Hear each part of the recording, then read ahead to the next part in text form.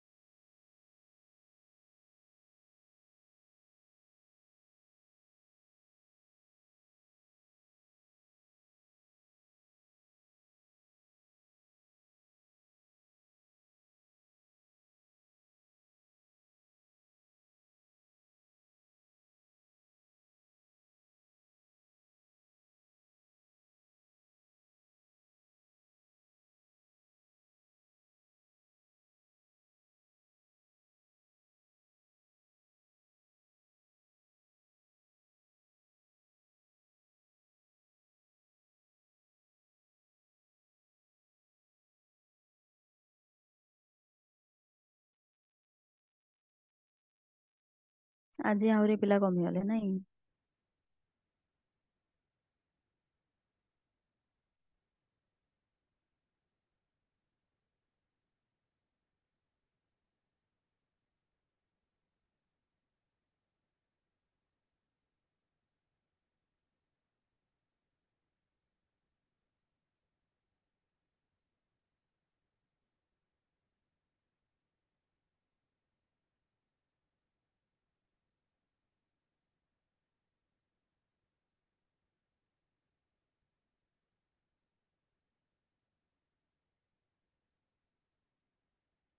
ତୁମମାନଙ୍କର ସିଆନୋ ବ୍ୟାକ୍ଟେରିଆ ଯୋଉଟା ଅଛି ସେଟା ଏସଏସବି ରେ ଯୋଉଟା ଅଛି ସେଇ ଲେକ୍ଚରରେ କଣ ଅଛି ନା ତମର ବେଶୀ ସ୍ପିସିଜ ରା ଅଛି, ସ୍ପେଶିଆଲି ତମର ଅସିଲେଟୋରିଆ ନଷ୍ଟକ ଏଇଟା ହିଁ ଅଛି।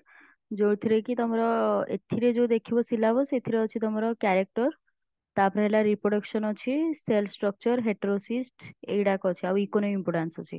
ସେଇଟା ନାହିଁ ସେଥିରେ, ତ ସେଥିପାଇଁ ଆଉ ଥରେ ଏଇଟା ପଢା ହଉଛି। ଆଉ ନେକ୍ସଟ ପଢା ହବ ତମର ଲାଇକେନ।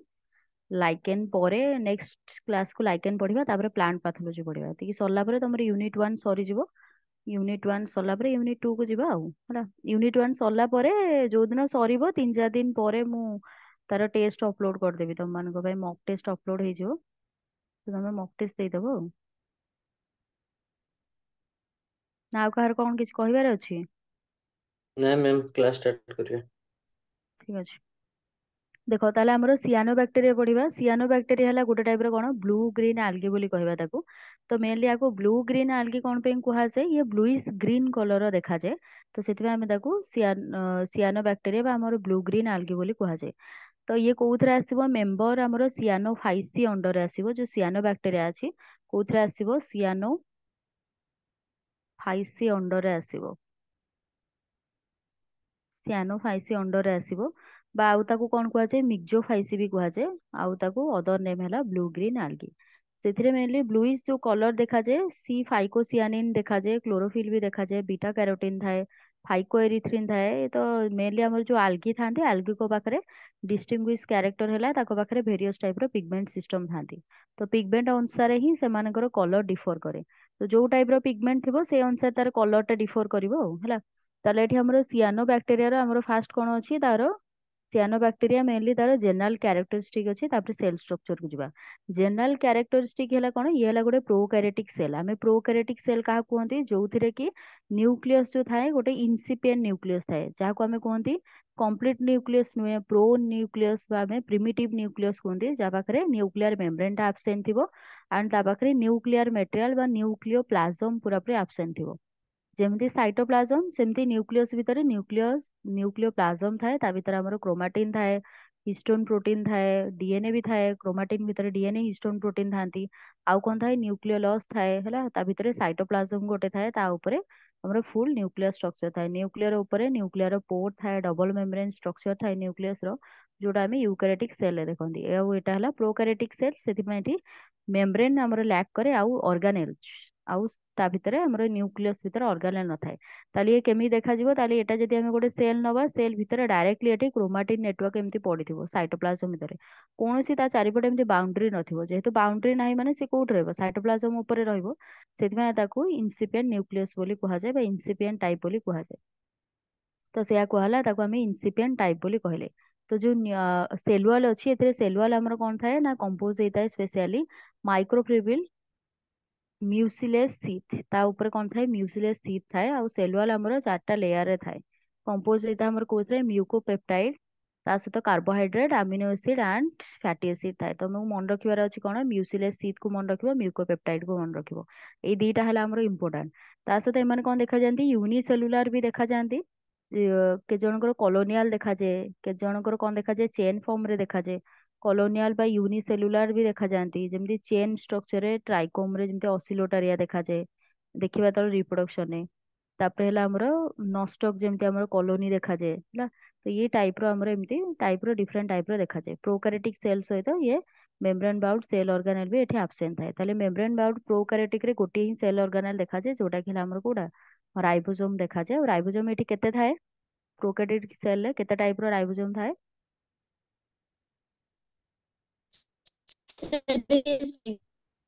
70s ଟାଇପ ର ରାଇବୋଜୋମ ଥାଏ। ତାହେଲେ ଏଠି କେତେ ଥିବ ଆମର, 70s ଟାଇପ ର ରାଇବୋଜୋମ ଥାଏ। ଆଉ ୟୁକାରିयोटिक ସେଲ ରେ ଆମର 80s ଟାଇପ ର ଥାଏ। 80s ହେଲା ଏସ୍ କଣ, ସେଡବର୍ଗ ୟୁନିଟ ବା ସେଡିମେଣ୍ଟେସନ କୋଫିସିଏଣ୍ଟ ବି କୁହାଯାଏ ଦିଟା। ଯୋଉ 70s 80s ଅଛି, ସେମାନଙ୍କର ଏଇ ଯୋଉ ରାଇବୋଜୋମ ଅଛି, ରାଇବୋଜୋମ ରେ ମେନଲି 70s ଯଦି ଦେଖିବ, ତାଙ୍କ ପାଖରେ କଣ ଥାଏ, 50s ଗୋଟେ ଲାର୍ଜର ସବ ୟୁନିଟ ଥାଏ, ଆଉ 30s 38 ଆମର ସ୍ମଲର ସବ ୟୁନିଟ ଥାଏ। ତାକୁ ମ୍ୟାଥମେଟିକାଲି ମିଶେଇବନି। 50 ଆଉ ଯୋଉ 30 ଅଛି, ଏମାନେ ଆକ୍ଚୁଆଲି କୋଫିସିଏଣ୍ଟ।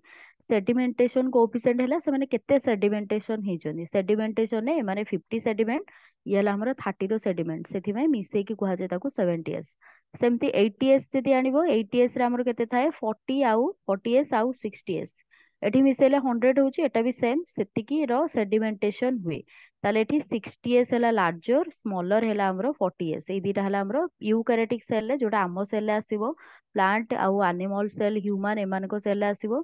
ସେମିତି ପ୍ରୋକାରିयोटिक ଯଦି ମାଇକ୍ରୋସ୍କୋପିକ ଷ୍ଟ୍ରକ୍ଚର, ଯେମିତି ହେଲା ତମର କୋଉଟା, ତମ ବ୍ୟାକ୍ଟେରିଆ ସେଲ ହେଲା, କିଛି ଆଲଗି ଅଛନ୍ତି ତାଙ୍କ, ଯେମିତି ବ୍ଲୁ ଗ୍ରେନ୍ ଆଲଗି କହିଲି, ସେ ସବୁ ଜିନିଷରେ ଆମର ଦେଖାଯିବ ଅ, ଆମର 70s ଟାଇପ ର। ମତେ କହିଲ ରାଇବୋଜୋମ ଯୋଉ ଅଛି, ଭାଇରସ ରେ କେମିତି ଦେଖାଯିବ? ଭାଇରସ ରେ କେତେ ଟାଇପ ର ଦେଖାଯିବ ରାଇବୋଜୋମ? ଭାଇରସ ପ୍ରୋକାରିयोट ନା ୟୁକାରିयोट? କାହାର ମନେ ଅଛି କହିଲ? ବ୍ୟାକ୍ଟେରିଆ କଥା ତ ମୁଁ କହିଦେଲି, ସିଆନୋ ବ୍ୟାକ୍ଟେରିଆ ଗୋଟେ ଟାଇପ ର ବ୍ୟାକ୍ଟେରିଆ ସେଲ ଭଳିଆ ହିଁ କହିପାରିବ ତାକୁ ହେଲା। ଫଟୋସିନ୍ଥେଟିକ ବ୍ୟାକ୍ଟେରିଆ ବି କହିପାରିବ ତାକୁ, କାହିଁକିନା ସେ ପ୍ରୋକାରିयोटिक ନେଚର, ୟୁକାରିयोटिक ନୁହେଁ। ଆଲଗି କିନ୍ତୁ ପ୍ରୋକାରିयोटिक ନୁହନ୍ତି, ସେମାନେ ସବୁ ୟୁକାରିयोटिक ସେଲ। ଭାଇରସ ରେ ଆମର କେତେ ଟାଇପ ର ଦେଖାଯାଏ? 70s ଦେଖାଯାଏ ନା 80s ଦେଖାଯାଏ? ପ୍ରୋକାରିयोटिक ନା ୟୁକାରିयोटिक ସେଲ, କୋଉଥିରେ ଆସିବ?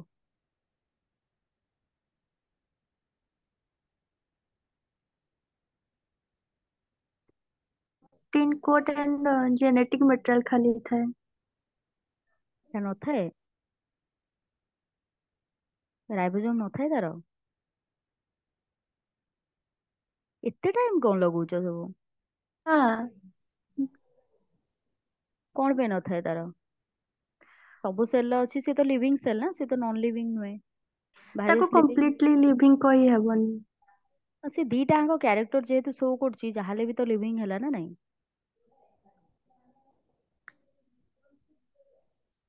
ସେ ହୋଷ୍ଟର ବଡିକୁ ଯେତେବେଳେ ଇନଫେକ୍ଟ କରେ ସେତେବେଳେ ତାର ମେସିନାରୀକୁ ୟୁଜ କରେ, ନିଜର ଓନ୍ ମେସିନାରୀ ନାହିଁ ତାର।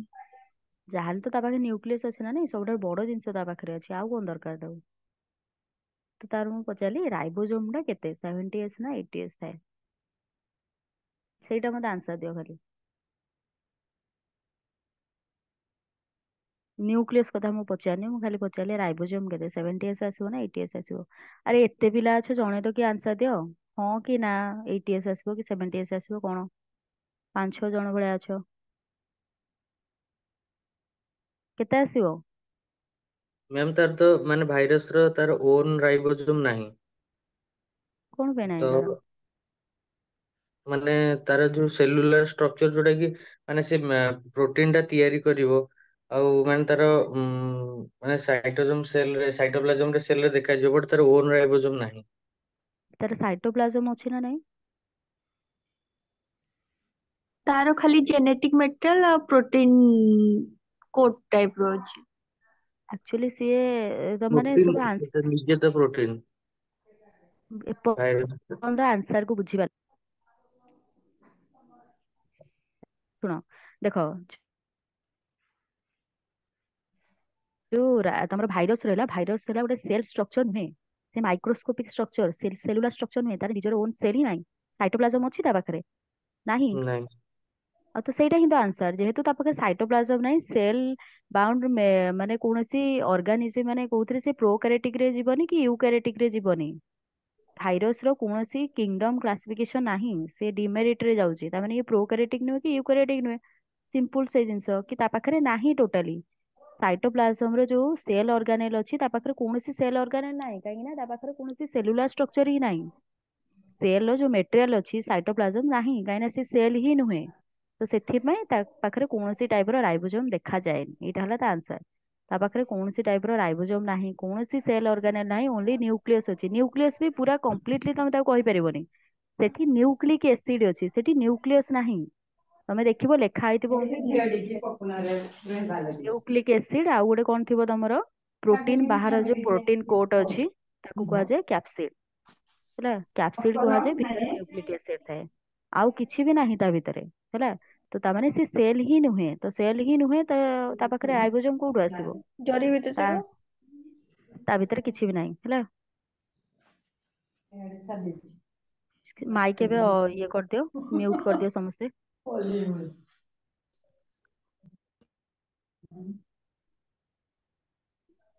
ତାହେଲେ ସେଲୁଆଲ ଏଠି କମ୍ପୋଜ ହେଇଥାଏ କଣ, ଆମର ମ୍ୟୁକୋପେପ୍ଟାଇଡ ଆଉ ହେଲା ମ୍ୟୁସିଲେସ ସେଇଥିରେ।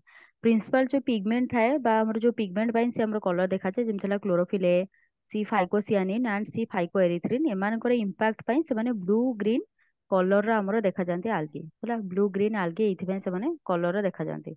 ତାପରେ ନେକ୍ସଟ ଆସିଯିବ ତାର reserve food material. Reserve food material ରେ କଣ ରହିବ ତମର, ସ୍ପେଶାଲ ଟାଇପ ର ଷ୍ଟାର୍ଚ, ଯେମିତି ହେଲା ସିଆନୋଫାଇସିଆନ ଷ୍ଟାର୍ଚ କୁହାଯାଏ। ହେଲା, ସିଆନୋଫାଇସିଆନ ଷ୍ଟାର୍ଚ, ପ୍ରୋଟିନ ହେଲା ସିଆନୋଫାଇସିନ ଗ୍ରାନ୍ୟୁଲ୍ସ ବୋଲି କୁହାଯାଏ। ଇଏ ହେଲା ତାର ସ୍ପେଶାଲ ଟାଇପ ର ରିଜର୍ଭ ଫୁଡ ମେଟେରିଆଲ ରହିଲା। ତାପରେ ଅଛି କିଛି ସ୍ମଲ୍ ବ୍ଲୁ ଗ୍ରୀନ୍ ଆଲଗେ ଅଛନ୍ତି, ଯେମିତି ହେଲା ନଷ୍ଟ କାଉସ କାଇଟୋନେମା। କାହାର ମାଇକ୍ ଓପନ ଅଛି, ମ୍ୟୁଟ କରିଦିଅ।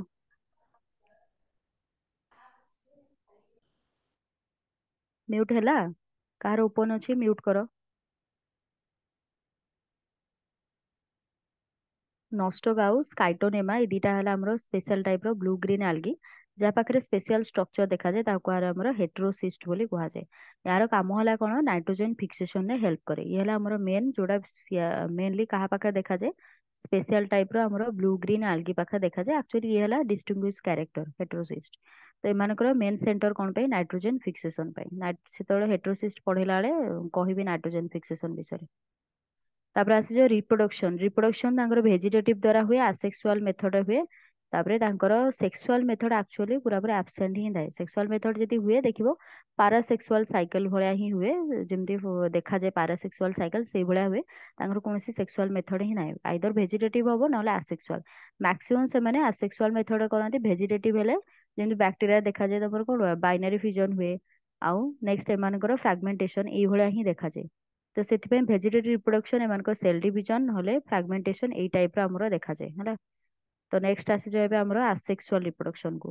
ଆସେକ୍ସୁଆଲ ରିପ୍ରଡକ୍ସନ ଆମର କଣ କଣ ଦେଖାଯାଏ, ହେଟ୍ରୋସିଷ୍ଟ ଆସିବ ଏଥିରେ। ହେଟ୍ରୋସିଷ୍ଟରେ ଆକିନିଡ୍ସ ଦେଖାଯାଏ ବହୁତ ଟାଇପର ସ୍ପୋର୍ସ ଦେଖାଯାଏ, ଏକ୍ସୋସ୍ପୋର, ଏଣ୍ଡୋସ୍ପୋର, ନାନୋସାଇଟ୍ସ, ଏମାନେ ସବୁ ହେଲା ତାର ରିପ୍ରଡକ୍ସନରେ ଏଇ ସବୁ ଜିନିଷ ଆମର ଦେଖାଯାଏ। ଇଏ ହେଲା ତାର ଜେନେରାଲ କ୍ୟାରେକ୍ଟର। ତାହେଲେ ଏବେ ନେକ୍ସଟ ଆସିବ ଆମର ସେଲ ଷ୍ଟ୍ରକ୍ଚର ଉପରେ। ସେଲ ଷ୍ଟ୍ରକ୍ଚରକୁ ଆସିଯାଅ, ଏଇଟା ହେଲା ତାର ସେଲ। ସେଲ ଷ୍ଟ୍ରକ୍ଚରରେ ବ୍ଲୁ ଗ୍ରୀନ ଆଲଗି ହେଲା ଗୋଟେ ପ୍ରୋକାରିଓଟିକ ସେଲ ଅର୍ଗାନାଇଜେସନ। ତାମାନେ ତା ପାଖରେ ଡିଏନଏ ଅଛି କିନ୍ତୁ ହିଷ୍ଟୋନ ପ୍ରୋଟିନ ନାହିଁ, ଆଉ ତା ପାଖରେ ଆଇସୋଲେଟ କିଛି ନ୍ୟୁକ୍ଲିୟସ ବୋଲି କିଛି ନଥାଏ। ଆଇସୋଲେଟ ନ୍ୟୁକ୍ଲିୟସ କିଛି ନାହିଁ, ତା ଭିତରେ ହିଁ ପୁରାପୁରି ସେ ସାଇଟୋପ୍ଲାଜମ ଉପରେ ହିଁ ଅଛି। ତାହେଲେ ଦେଖ ଏଠି ମ୍ୟୁସିଲେସ୍ ସିଟ୍ କୋଉଠି ଅଛି, ଉପରେ ଅଛି। ତାହେଲେ ଫାଷ୍ଟ ଯିବା ଆମର କୋଉଠି କି, ଆମର ସିଟ୍ ବା ସେଲ୍ ୱାଲ୍ ପାଖକୁ। ଏଥିରେ କଣ ଅଛି, ମ୍ୟୁସିଲେସ୍ ସିଟ୍ ଅଛି ଏଠି ଦେଖାଉଛି, ତାପରେ ଆମର କି ଅଛି, ସେଲ୍ ୱାଲ୍ ଅଛି, ତାପରେ ପ୍ଲାଜମା ମେମ୍ବ୍ରେନ୍ ଅଛି। ବ୍ୟାକ୍ଟେରିଆ ସେଲ୍ ଯେତେବେଳେ ପଢିବ ସେଠି ବି ପଢିବ। ବ୍ୟାକ୍ଟେରିଆ ସେଲ୍ରେ ଯେତେବେଳେ ପଢିବ ୟାକୁ ଟିକେ ମନେ ପକେଇବ, ମାନେ ଡିଫରେନ୍ସ ବିଟୁଇନ୍ କରିବ କି ସିଆନୋ ବ୍ୟାକ୍ଟେରିଆ ଆଉ ହେଲା ବ୍ୟାକ୍ଟେରିଆ ସେଲ୍ ଭିତରେ ଡିଫରେନ୍ସ କଣ ରହୁଛି। କି ବ୍ୟାକ୍ଟେରିଆ ସେଲ୍ରେ ବି ସେମିତି ତିନିଟା ମେମ୍ବ୍ରେନ୍ ଦେଖାଯାଏ, ସେଲ୍ ୱାଲ୍ ବି ଦେଖାଯାଏ, ତା ସହିତ ପ୍ଲାଜମା ମେମ୍ବ୍ରେନ୍ ଦେଖାଯାଏ, ଆଉ ଗୋଟେ ଲେୟାର ଥାଏ। ତିନିଟା ଲେୟାରରେ ଥାନ୍ତି। ତିନିଟା ଲେୟାରରେ ଆଇଦର ଏଠି ଗୋଟେ ମ୍ୟୁସିଲେସ୍ ସିଟ୍ ଥିବ ଯାହାକୁ ଆମେ ସ୍ଲାଇମ୍ ଲେୟାର କୁହନ୍ତି, ସ୍ଲାଇମ୍ ଲେୟାର ଥିବ, ନହେଲେ ଆଉ କେତେ ଜଣଙ୍କର କଣ ଥାଏ ହାର୍ଡ ଲେୟାର, ଏଟା ହେଲା ସଫ୍ଟ ଲେୟାର। ଯାହାର ହାର୍ଡ ଲେୟାର ଥିବ ତାର ଥିବ କ୍ୟାପସୁଲ, କ୍ୟାପସୁଲେଟେଡ ବ୍ୟାକ୍ଟେରିଆ ବୋଲି କୁହାଯାଏ ହେଲା। ଆଇଦର କ୍ୟାପସୁଲ ଥିବ ନହେଲେ ସ୍ଲାଇମ୍ ଲେୟାର ଥିବ। ଯେମିତି ତିନିଟା କୋଟିଂ ଅଛି ସେମିତି ସିଆନୋ ବ୍ୟାକ୍ଟେରିଆରେ ବି ସେମ୍ କୋଟିଂ ଥାଏ। କଣ କଣ ଥାଏ, ମ୍ୟୁସିଲେସ୍ ସିଟ୍, ଇଏ ବି ହେଲା ବ୍ୟୁସିଲେସ୍ ମାନେ ବୁଝିପାରୁଥିବ, ଇଏ ନିହାତି ସ୍ଲାଇମ୍ ଲେୟାର ଭଳିଆ ହିଁ ଦେଖାଯାଏ। ତାପରେ ଆସିଛ ସେଲ୍ ୱାଲ୍, ତାପରେ ଆସିଛ ପ୍ଲାଜମା ମେମ୍ବ୍ରେନ୍। ଏଇ ତିନିଟା ଆମର ଯେମିତି ଲେୟାର ଅଛି ସେମିତି ହିଁ ଥାଏ। ତାହେଲେ ମ୍ୟୁସିଲେସ୍ ସିଟ୍ ଆମର କୋଉଠି ଦେଖାଯାଏ, ମେନ୍ ଫିଚର କାହାର, ବ୍ଲୁ ଗ୍ରୀନ୍ ଆଲଗିର। ଏଇ ସିଟ୍ରେ ଆମର ତିନିଟା ଲେୟାର ଦେଖାଯାଏ। ଆ ଭିତରେ କଣ କଣ ମ୍ୟୁସିଲେସ୍ ଲେୟାର ଭିତରେ ଥାଏ ଆମର ମାଇକ୍ରୋଫିବ୍ରିଲ୍ସ ଥାନ୍ତି,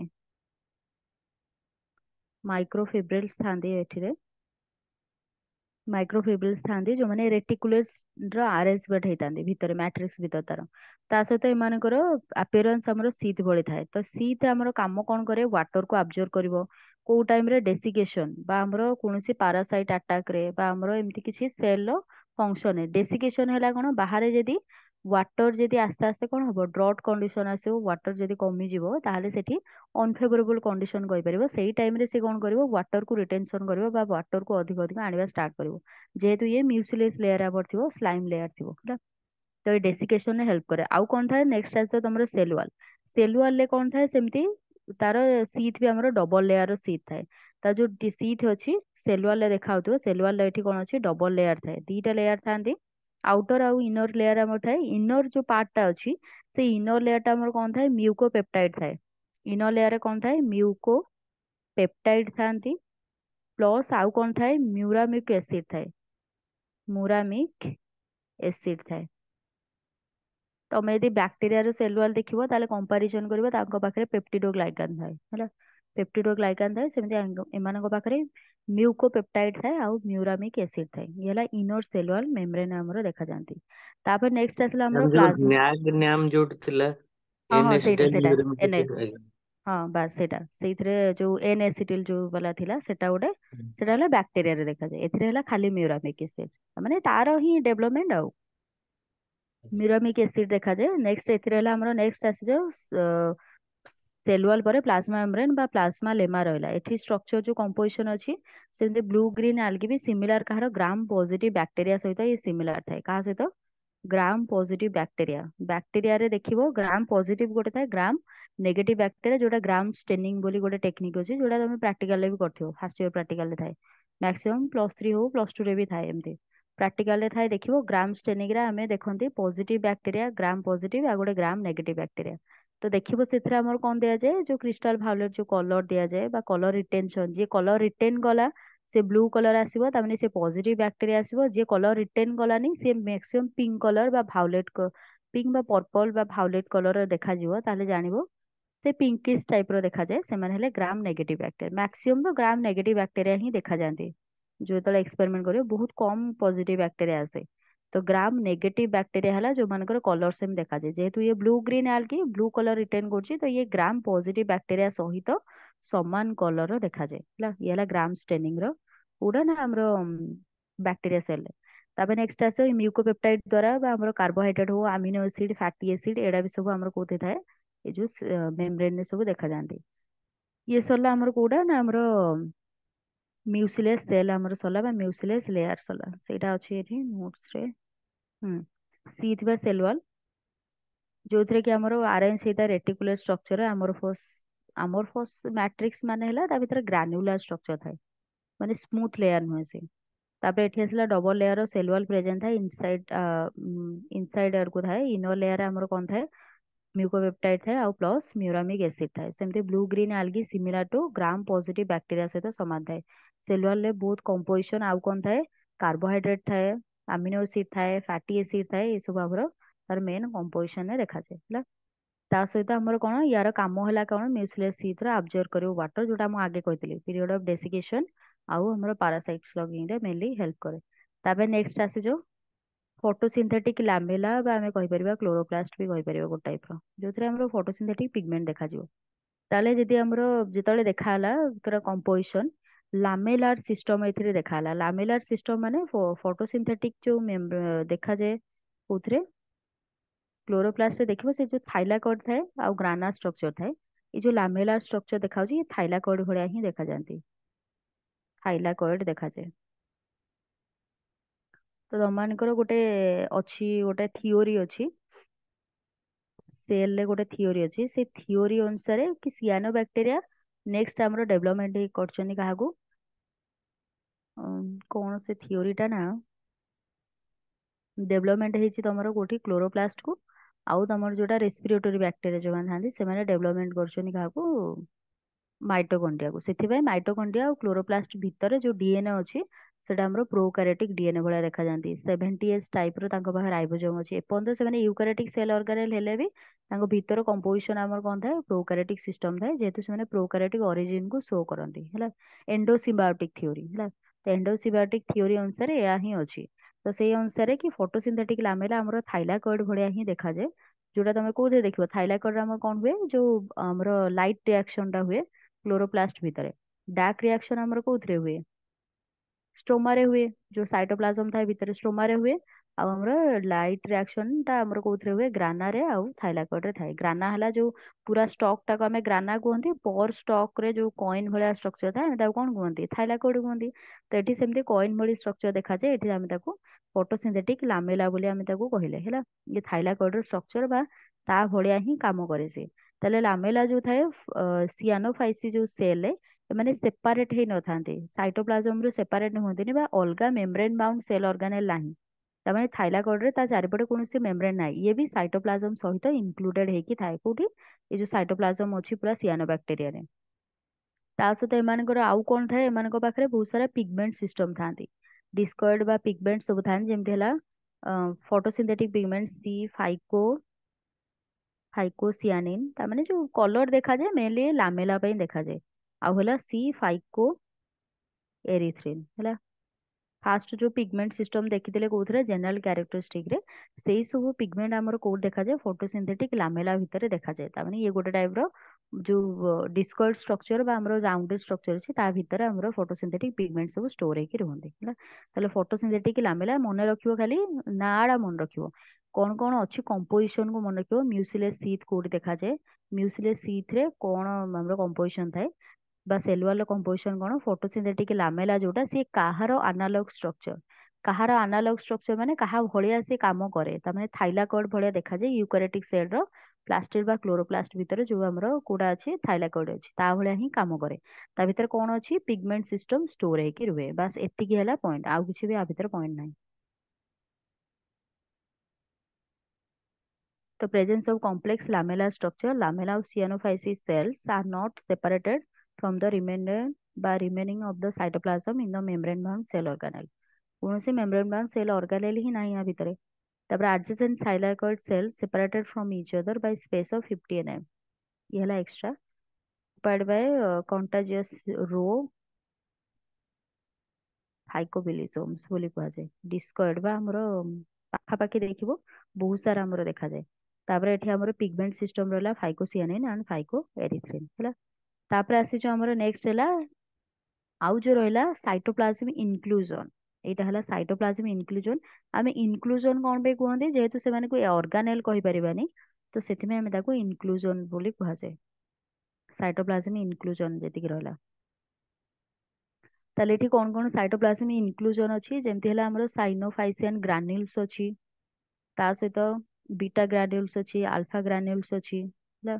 ତା ସହିତ ଆଉ କଣ କଣ ଅଛି ତମର ପଲିହେଡ୍ରାଲ ବଡିଜ ଅଛି, ରାଇବୋସୋମ ଅଛି, ତାପରେ ପଲିଗ୍ଲୁକୋସାଇଡ୍ ବଡିଜ ଅଛି ହେଲା, ଗ୍ୟାସ୍ ଭ୍ୟାକ୍ୟୁଲ୍ସ ଅଛି। ତ ଏଇ ଯୋଉ ଗ୍ୟାସ୍ ଭ୍ୟାକ୍ୟୁଲ୍ସ ଅଛି ସବୁ ହେଲା, ଗ୍ରାନୁଲାର ଷ୍ଟ୍ରକ୍ଚର ଅଛି। ଏଇ ସବୁ ଷ୍ଟ୍ରକ୍ଚର ହେଲା ଇନକ୍ଲୁଜନ ଷ୍ଟ୍ରକ୍ଚର ବୋଲି ଆମେ ତାକୁ କହିବା। ତାହେଲେ ଏଠି ମେନଲି ଯୋଉ ଇନକ୍ଲୁଜନ ଷ୍ଟ୍ରକ୍ଚର ଅଛି, ଏଠି ମେନ୍ କାମ କାହାର, ତାହେଲେ ଏଠି ଆମକୁ ମନେ ରଖିବା ଅଛି ରାଇବୋଜୋମ। ରାଇବୋଜୋମ ଆଜ ୟୁଜୁଆଲ କାମ କଣ, ପ୍ରୋଟିନ ସିନ୍ଥେସିସ୍। ସେମ୍ ये प्रो रे ଅଛି यू रे ଅଛି ଦିଟା ଆଙ୍କରେ ଦେଖାଯାଏ। ତାର ମେନ୍ କାମ ହେଲା ପ୍ରୋଟିନ ସିନ୍ଥେସିସ୍, ଇନଭଲଭମେଣ୍ଟ ଥାଏ ପ୍ରୋଟିନ ସିନ୍ଥେସିସ୍ ରେ। ସେମିତି ସିଆନୋଫାଇସିଆନ ଯୋଉ ଗ୍ରାନ୍ୟୁଲ୍ସ ଥାନ୍ତି ତାଙ୍କ କାମ ହେଲା, ଯେତିକି ଗ୍ରାନ୍ୟୁଲ୍ସ ଅଛନ୍ତି ତାଙ୍କର କାମ ମେନ୍ କାମ ହେଲା ରିଜର୍ଭ, ଯୋଉ ରିଜର୍ଭ ଫୁଡ ମ୍ୟାଟେରିଆଲ ଥିଲା, ଯୋଉ ଷ୍ଟାର୍ସ ଥିଲା ସିଆନୋଫାଇସିଆନ ଷ୍ଟାର୍ସ, ସେ ସବୁ ତା ଭିତରେ ରିଜର୍ଭ ହେଇକି ରହିବ, ତାଙ୍କର କାମ ହେଲା ରିଜର୍ଭ ଫୁଡ। ତାପରେ ଆସିବ ପଲିହେଡ୍ରାଲ ବଡିଜ ଯୋଉମାନଙ୍କର, ବା ତାଙ୍କ ପାଖରେ କଣ ଥାଏ ନା ଆମର ଏନଜାଇମ୍ ସବୁ ଥାଏ। ତାଙ୍କ ପାଖରେ କଣ ଥାଏ, ଏନଜାଇମ୍ସ ଥାଏ ହେଲା। ଇଏ ହେଲା ଆମର ଯେତିକି ସବୁ ରହିଲା। ଆଉ ନେକ୍ସଟ ରହିଲା ତମର ଗ୍ୟାସ୍ ଭ୍ୟାକ୍ୟୁଲ। ତ ଗ୍ୟାସ୍ ଭ୍ୟାକ୍ୟୁଲ ରେ ମେନଲି ଆମର କଣ ଥାଏ, ତା ପାଖରେ ଟୋନୋପ୍ଲାଷ୍ଟ ନଥାଏ। ମେଟାବଲିକ ଗ୍ୟାସ୍ ସବୁ ଥାଏ କିନ୍ତୁ ତା ପାଖରେ ଟୋନୋପ୍ଲାଷ୍ଟ ନଥାଏ। ସେ କାମ କଣ କରେ, ବାଉନ୍ସି ଦିଏ। ବାଉନ୍ସି ଦିଏ ମାନେ ଯେହେତୁ ଏମାନେ ୱାଟର ହାବିଟାଟରେ ବେଶୀ ଦେଖାଯାନ୍ତି ତ ତାକୁ ବାଉନ୍ସି କରିକି ରଖିବାରେ ହେଲ୍ପ କରେ କିଏ, ଗ୍ୟାସ୍ ଭ୍ୟାକ୍ୟୁଲ। ତ ଏଠି ଯୋଉ ଗ୍ୟାସ୍ ଭ୍ୟାକ୍ୟୁଲ ଦେଖୁଛ, ମେନଲି ଭ୍ୟାକ୍ୟୁଲରେ କଣ ଥାଏ, ଗୋଟେ ଲେୟାର ଥାଏ, ଦିଟା ଡବଲ ମେମ୍ବ୍ରେନ ଷ୍ଟ୍ରକ୍ଚର। ତା ଯୋଉ ଆଉଟର ଲେୟାରଟା ଥାଏ ତାକୁ ଆମେ କଣ କୁହନ୍ତି, ଟୋନୋପ୍ଲାଷ୍ଟ ବୋଲି କୁହନ୍ତି। ଟୋନୋପ୍ଲାଷ୍ଟ କୁହନ୍ତି ଭ୍ୟାକ୍ୟୁଲର ଲେୟାରକୁ। ତ ସେଇଟା ଏଠି ଆବସେଣ୍ଟ ଥାଏ। କୋଉଥିରେ ଥାଏ, ଗ୍ୟାସ୍ ଭ୍ୟାକ୍ୟୁଲରେ ଆବସେଣ୍ଟ ଥାଏ। ଏଇଟା ମନେ ରଖିବ ତାର ମେନ୍ କ୍ୟାରେକ୍ଟର। ତ ସେୟା ହିଁ ଅଛି ଏଥିରେ, ଇନକ୍ଲୁଡ ସିଆନୋଫାଇସିଆନ ଗ୍ରାନ୍ୟୁଲ୍ସ, ପଲିହେଡ୍ରାଲ ବଡିଜ, ରାଇବୋସୋମ, ତାପରେ polyglucoside bodies, polyphosphate bodies, alpha granule, beta granule, gas vacuoles. ତାପରେ ନେକ୍ସଟ ଆସିଲା ତମର ରାଇବୋସୋମ। ଏଥିରେ protein synthesis, cyanophycean granules, reserve food material, polyhedral body. ଆଉ ଇଏ କାମ କଣ କରେ, ଏନଜାଇମ୍ସ କୁ ରଖେ ବା ଇମ୍ପୋର୍ଟାଣ୍ଟ ଏନଜାଇମ୍ ସବୁ ଆ ପାଖରେ ଥାଏ। ତାପରେ vacuoles are not tonoplast bound and contain metabolic gases. ତାଙ୍କ ଭିତରେ ବହୁତ ସାରା ଗ୍ୟାସ୍ ହିଁ ଥାଏ।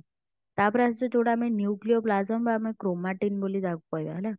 ତାଙ୍କ ପାଖରେ କଣ ଥାଏ, ନ୍ୟୁକ୍ଲିୟର ମେମ୍ବ୍ରେନ୍ ତ ନଥାଏ, ଏଥିରେ ଆବସେଣ୍ଟ ଥାଏ। ନ୍ୟୁକ୍ଲିୟୋଲସ୍ ବି ଆବସେଣ୍ଟ ଥାଏ। ଡିଏନଏ ଥାଏ ବଟ୍ ତାଙ୍କ ପାଖରେ ପ୍ରୋଟିନ ମ୍ୟାଟେରିଆଲ ନଥାଏ, ଯୋଉଟା କି ଆମର ହିଷ୍ଟୋନ ନଥାଏ। ଆରଏନଏ ଆମର ଆଡିସନ ଆମର ପ୍ରେଜେଣ୍ଟ ଥାଏ ଏଥିରେ। ଆରଏନଏ ଟା ଆମର ପ୍ରେଜେଣ୍ଟ ଥାଏ ହେଲା। ତାହେଲେ ଇଏ ଗଲା ଆମର ଷ୍ଟ୍ରକ୍ଚର। ଏବେ ଆସିବା ଆମର ହେଟେରୋସିଷ୍ଟ ପାଖକୁ। ଇଏ ହେଲା ଆମର ହେଟେରୋସିଷ୍ଟ ଷ୍ଟ୍ରକ୍ଚର, ଯୋଉଟା କି ଆମର ସ୍ପେଶିଆଲ କ୍ୟାରେକ୍ଟର କାହାର, ସିଆନୋଫାଇସିର। ତାହେଲେ ଏଥିରେ ଯୋଉ ସ୍ପେଶିଆଲ କ୍ୟାରେକ୍ଟର ଆମର କୋଉଠି ଦେଖାଯାଏ, ନଷ୍ଟୋକେଲ୍ସ ରେ ଦେଖାଯାଏ। ମେନଲି ଆମର ନଷ୍ଟୋକେଲ୍ସ ଯୋଉ ଅଛି ଅର୍ଡର, ନଷ୍ଟୋକେଲ୍ସ ଅର୍ଡର ରେ ହିଁ ଦେଖାଯାଏ। ଯୋଉ ସ୍ପିସିସ୍ ଥାନ୍ତି ତାଙ୍କ ପାଖରେ ହିଁ ଆମର ଦେଖାଯାଏ କଣ ନା, ଆମର ହେଟେରୋସିଷ୍ଟ ର ଷ୍ଟ୍ରକ୍ଚର ଦେଖାଯାଏ। ଏମାନେ କଣ ନା, ଏନଲାର୍ଜ ଭେଜିଟେଟିଭ ସେଲ୍। ଏମାନେ ଗୋଟେ ଭେଜିଟେଟିଭ ସେଲ୍ ଯିଏ କି ବହୁତ ଏନଲାର୍ଜ ହେଇକି ତା ଭିତରେ ବହୁତ ସାରା ସାଇଟୋପ୍ଲାଜମ କୁ ଆକୁମୁଲେସନ କରିକି ରଖିଥାଏ। ତାହେଲେ ହେଟେରୋସିଷ୍ଟ ଯୋଉ ଅଛି, ୟାର କାମ କଣ, ଇଏ ମେନ୍ କାମ ହେଲା ଆର ନାଇଟ୍ରୋଜେନ ଫିକ୍ସେସନ। ନାଇଟ୍ରୋଜେନ କୁ ଫିକ୍ସ କରିବାରେ ହେଲ୍ପ କରେ, ନାଇଟ୍ରୋଜେନ ଫିକ୍ସେସନ କରେ ହେଲା। ତାର ଦି ପଟ ସାଇଡ ରେ ଦେଖ ପୋଲାର ନଡ୍ୟୁଲ୍ସ ଅଛି। ପୋଲାର ନଡ୍ୟୁଲ ଏଇଟା ପଡିଥିଲା ଆରଥର क्वेश्चन देखिबो, एसएसबी पीजीटी ରେ पड़थिला।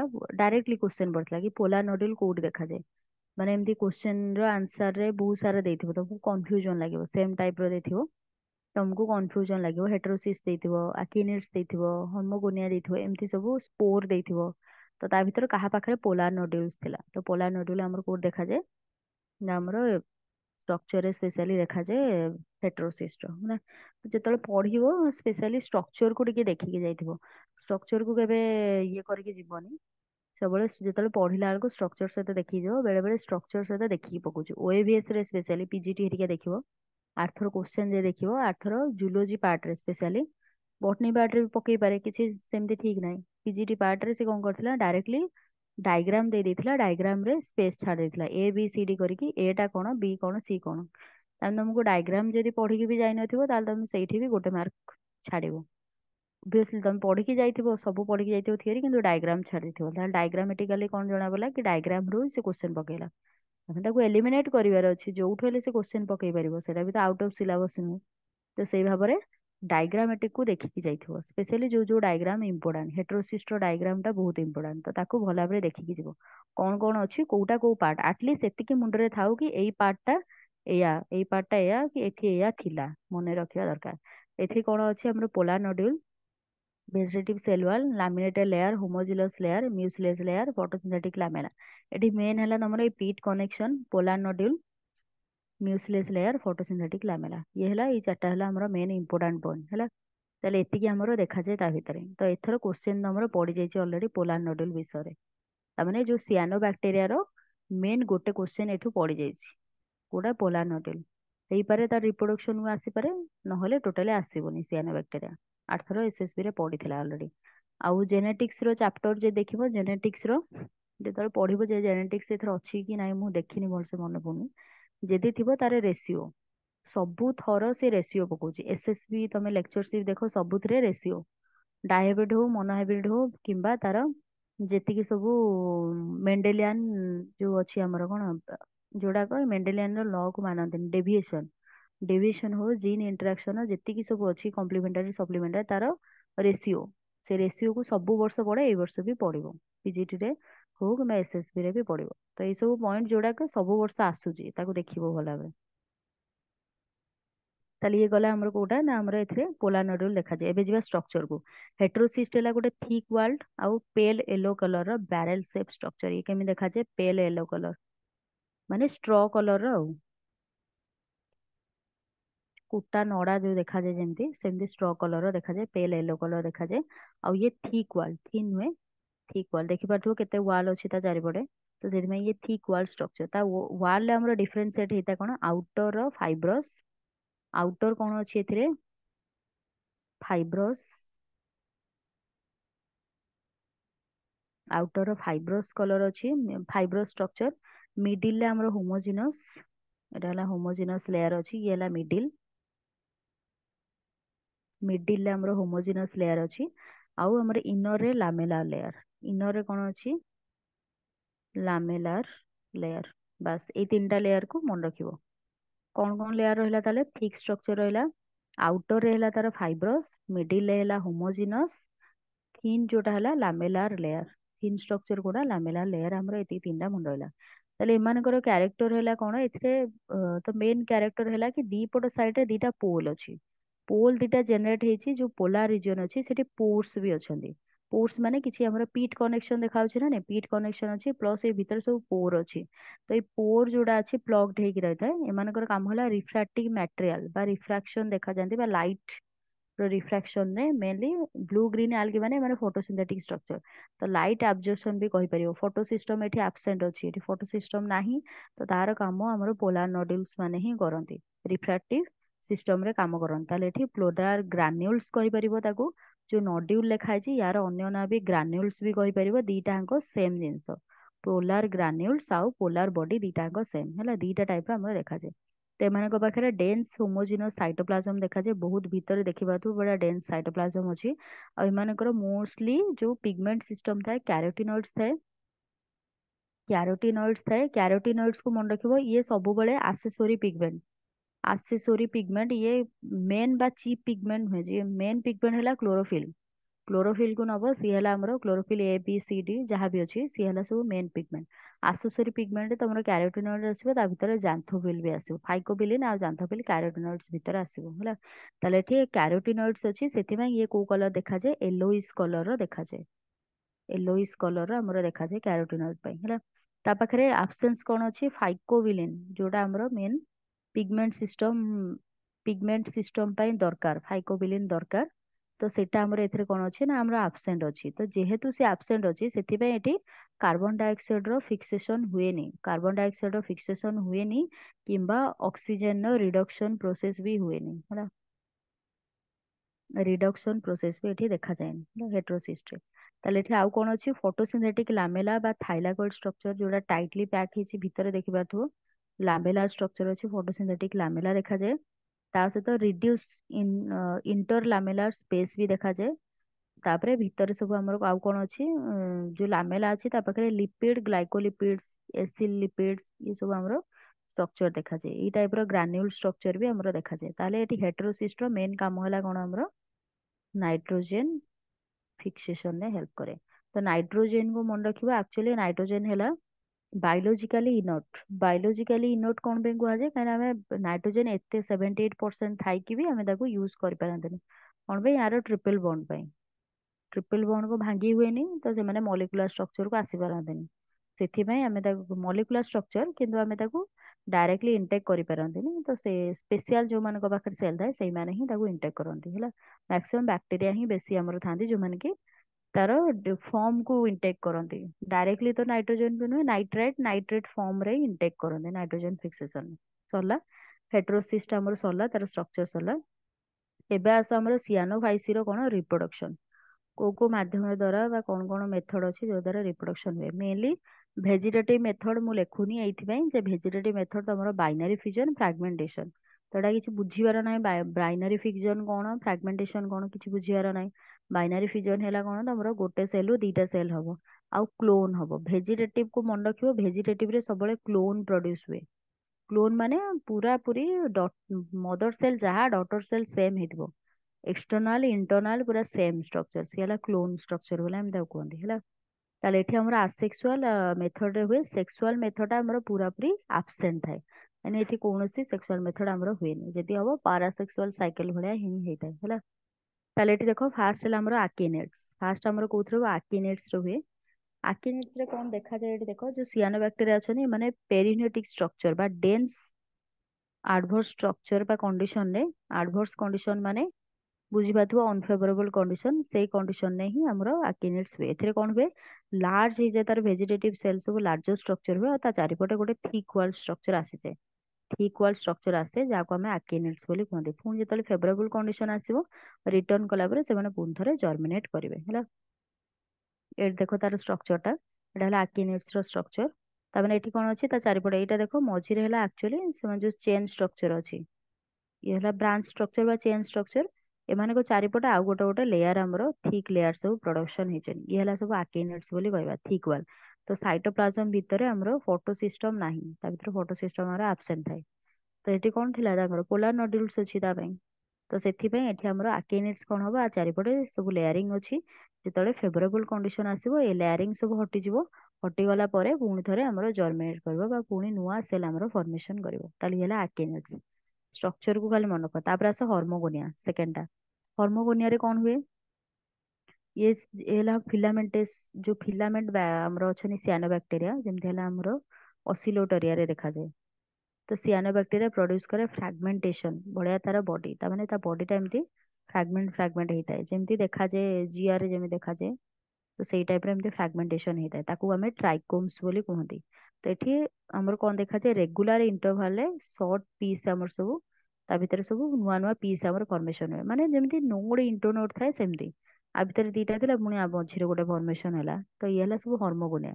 ରେଗୁଲାର ପିସରେ ମଝିରେ ସ୍ପେସ ହେଇଗଲା, ପୁଣି ଏଠି ଆଉ ଗୋଟେ ଫର୍ମେସନ ହେଲା, ଇଏ ହେଲା ହର୍ମୋଗୋନିଆ। ତ ଇଏ ସବୁ ସର୍ଟ ପିସ୍ ଆକାରରେ ଫିଲାମେଣ୍ଟରେ ଆମର ପ୍ରଡକ୍ସନ ହୁଅନ୍ତି, ଆଉ ସେଥିପାଇଁ ହର୍ମୋଗୋନିଆ ବୋଲି କୁହାଯାଏ। ଏଇଟା ହେଲା ହର୍ମୋଗୋନିଆର ଷ୍ଟ୍ରକ୍ଚର। ଏ କୋଉଠି ଦେଖାଯାଏ, ଅସିଲୋଟରିଆରେ ଦେଖାଯାଏ।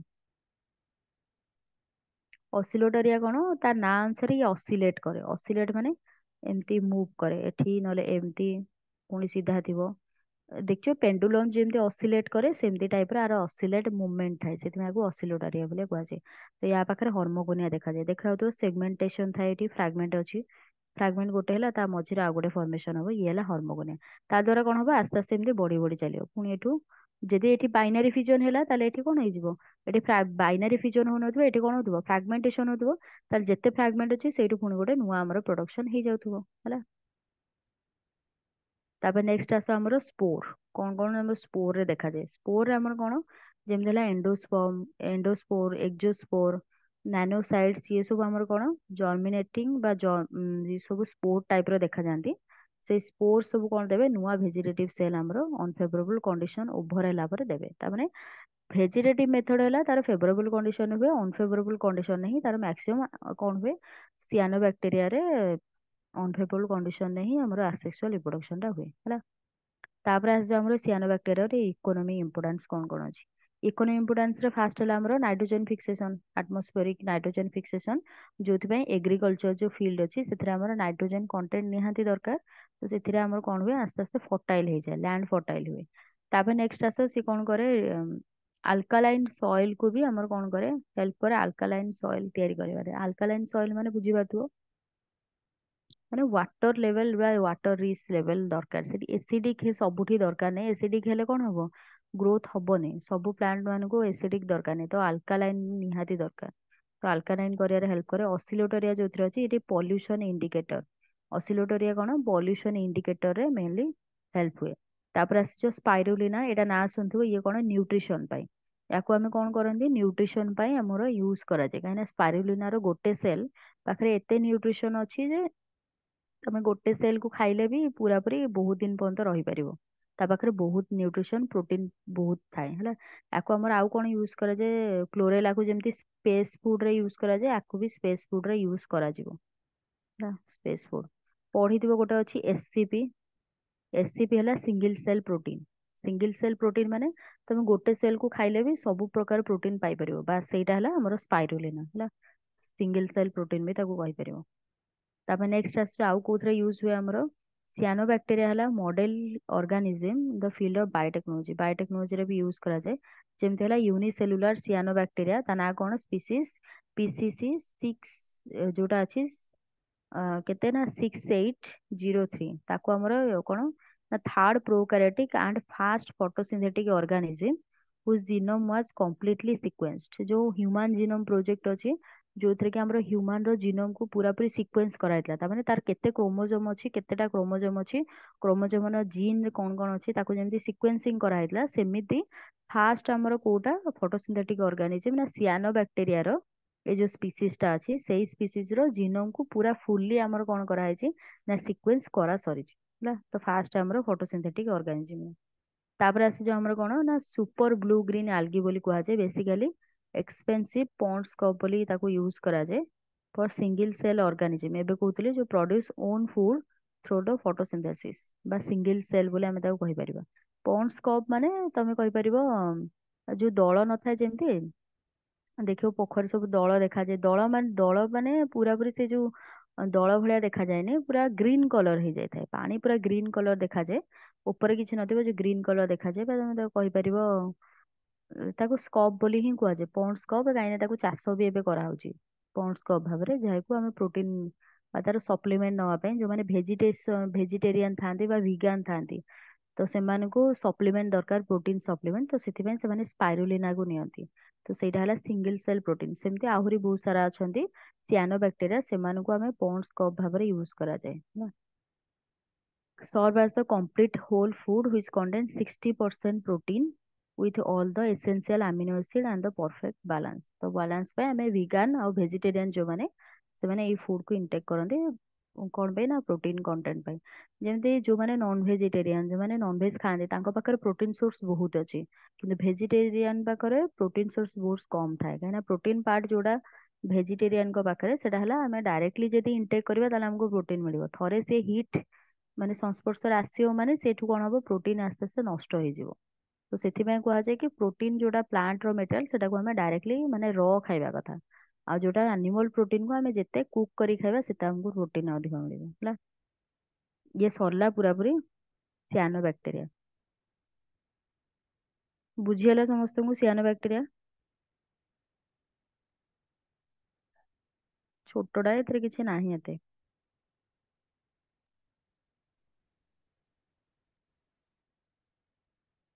କଣ ହେଲା କାହାର କିଛି ଆସିଲାନି ଆବାଜ ହଁ କି ନା ନହେଲେ ଚାଟ ବକ୍ସ ରେ यस ମେନସନ मैम। କର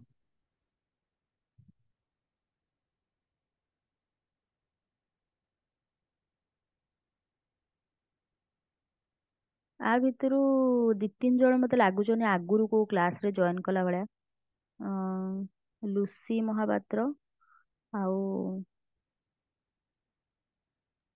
ମୁଁ ପୂର୍ବ କ୍ଲାସ ପୂର୍ବ କ୍ଲାସ ଥିଲ ନା? କୋଉଥିରେ ଥିଲ? ଏଇ ବର୍ଷା ଥରେ ଦିନେ ତଳେ ଯୋଉଟା କରିଥିଲା ସେଇଟା ଥିଲା। SSB? ନା ନା, ଏଇ ଆ ପୂର୍ବ ଦିନ କ୍ଲାସ ହେଇନଥିଲା। TGT? ନା ଆଜ୍ଞା, ମତେ ଲାଗିଲା ମାନେ TGT କ୍ଲାସ ରେ ଥିଲ ନା? ଟିଜିଟି କ୍ଲାସ ଥିଲି, ଏବେ ଆଉ କରୁନାହିଁ। ମାନେ ଆଗରୁ ଥିଲ ନା ନାଇଁ କୋଉ କୋର୍ସ ରେ? ମତେ ଲାଗିଲା ସେମିତି। ଟିଜିଟି ଏସଏସବି, ଏଇ ଟିଜିଟି ହଁ କ୍ଲାସ। ହଁ, ବାସ୍ ବାସ୍। ଆଉ କୋଉ ଜଣେ ବୋଧେ ସ୍ଥିତି ସ୍ୱପ୍ନା ନାୟକ ଇଏ ବି ବୋଧେ ଥିଲେ।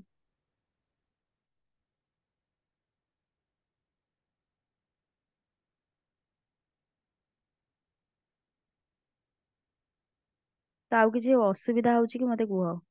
ବୁଝିବାରେ ଅସୁବିଧା ହଉଛି କି କିଛି ଅସୁବିଧା ଅଛି ଯଦି ମତେ କୁହ, ଫ୍ରାଙ୍କଲି କୁହ, ପରେ ଯେମିତି ହଇରାଣ ନ ହୁଅ।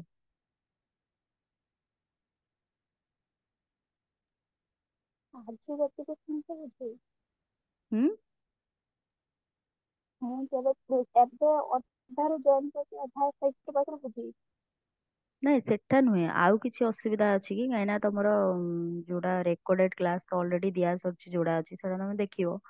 ତ ଯେତିକି ମୁଁ କୋର୍ସ ଅନୁସାରେ ଦେଖିକି କହିଦଉଛି, ସରିଯିବ ମାସେ ଭିତରେ ସରିଯିବ। ମାସେ ଭିତରେ ଯେତିକି କୋର୍ସ ଅଛି ମାନେ ରେକର୍ଡେଡ କ୍ଲାସ ର ଯେତିକି ଛାଡିଦେଲା ପରେ ଆଉ ଯେତିକି ରହିଲା ରେକର୍ଡେଡ କ୍ଲାସ ସରିଲା ପରେ ଯୋଉଟା ମାନେ SSB ରେ ନଥିଲା, ଲେକ୍ଚରସିପ ରେ ନଥିଲା କିନ୍ତୁ ଏଥିରେ ଅଛି। କୋଉଥିରେ ଅଛି ନା ଆମର ସ୍ପେଶାଲି ଏଇ ଯୋଉ PGT ରେ ଅଛି, ଗୋଟେ ଗୋଟେ ପାର୍ଟ ଅଛି ଯୋଉଟା। ତ ସେଇ ପାର୍ଟ କୁ ଛାଡିଲା ପରେ ମ୍ୟାକ୍ସିମମ୍ ତ ସେଥିରେ ଥିଲା, ଏଥିରେ ବହୁତ କମ ଅଛି। ଛାଡିଲା ପରେ ବହୁତ ଜଲଦି ସରିଯିବ। ତ ଜଲଦି ସରିଲା ପରେ ମୁଁ ପୁଣି ଥରେ ତମ ମାନଙ୍କର ଆଉ ଥରେ ସେଟାକୁ ରିଭିଜନ କରିବା ହେଲା। ନା ଏବେଠୁ ରିଭାଇଜ ଦରକାର?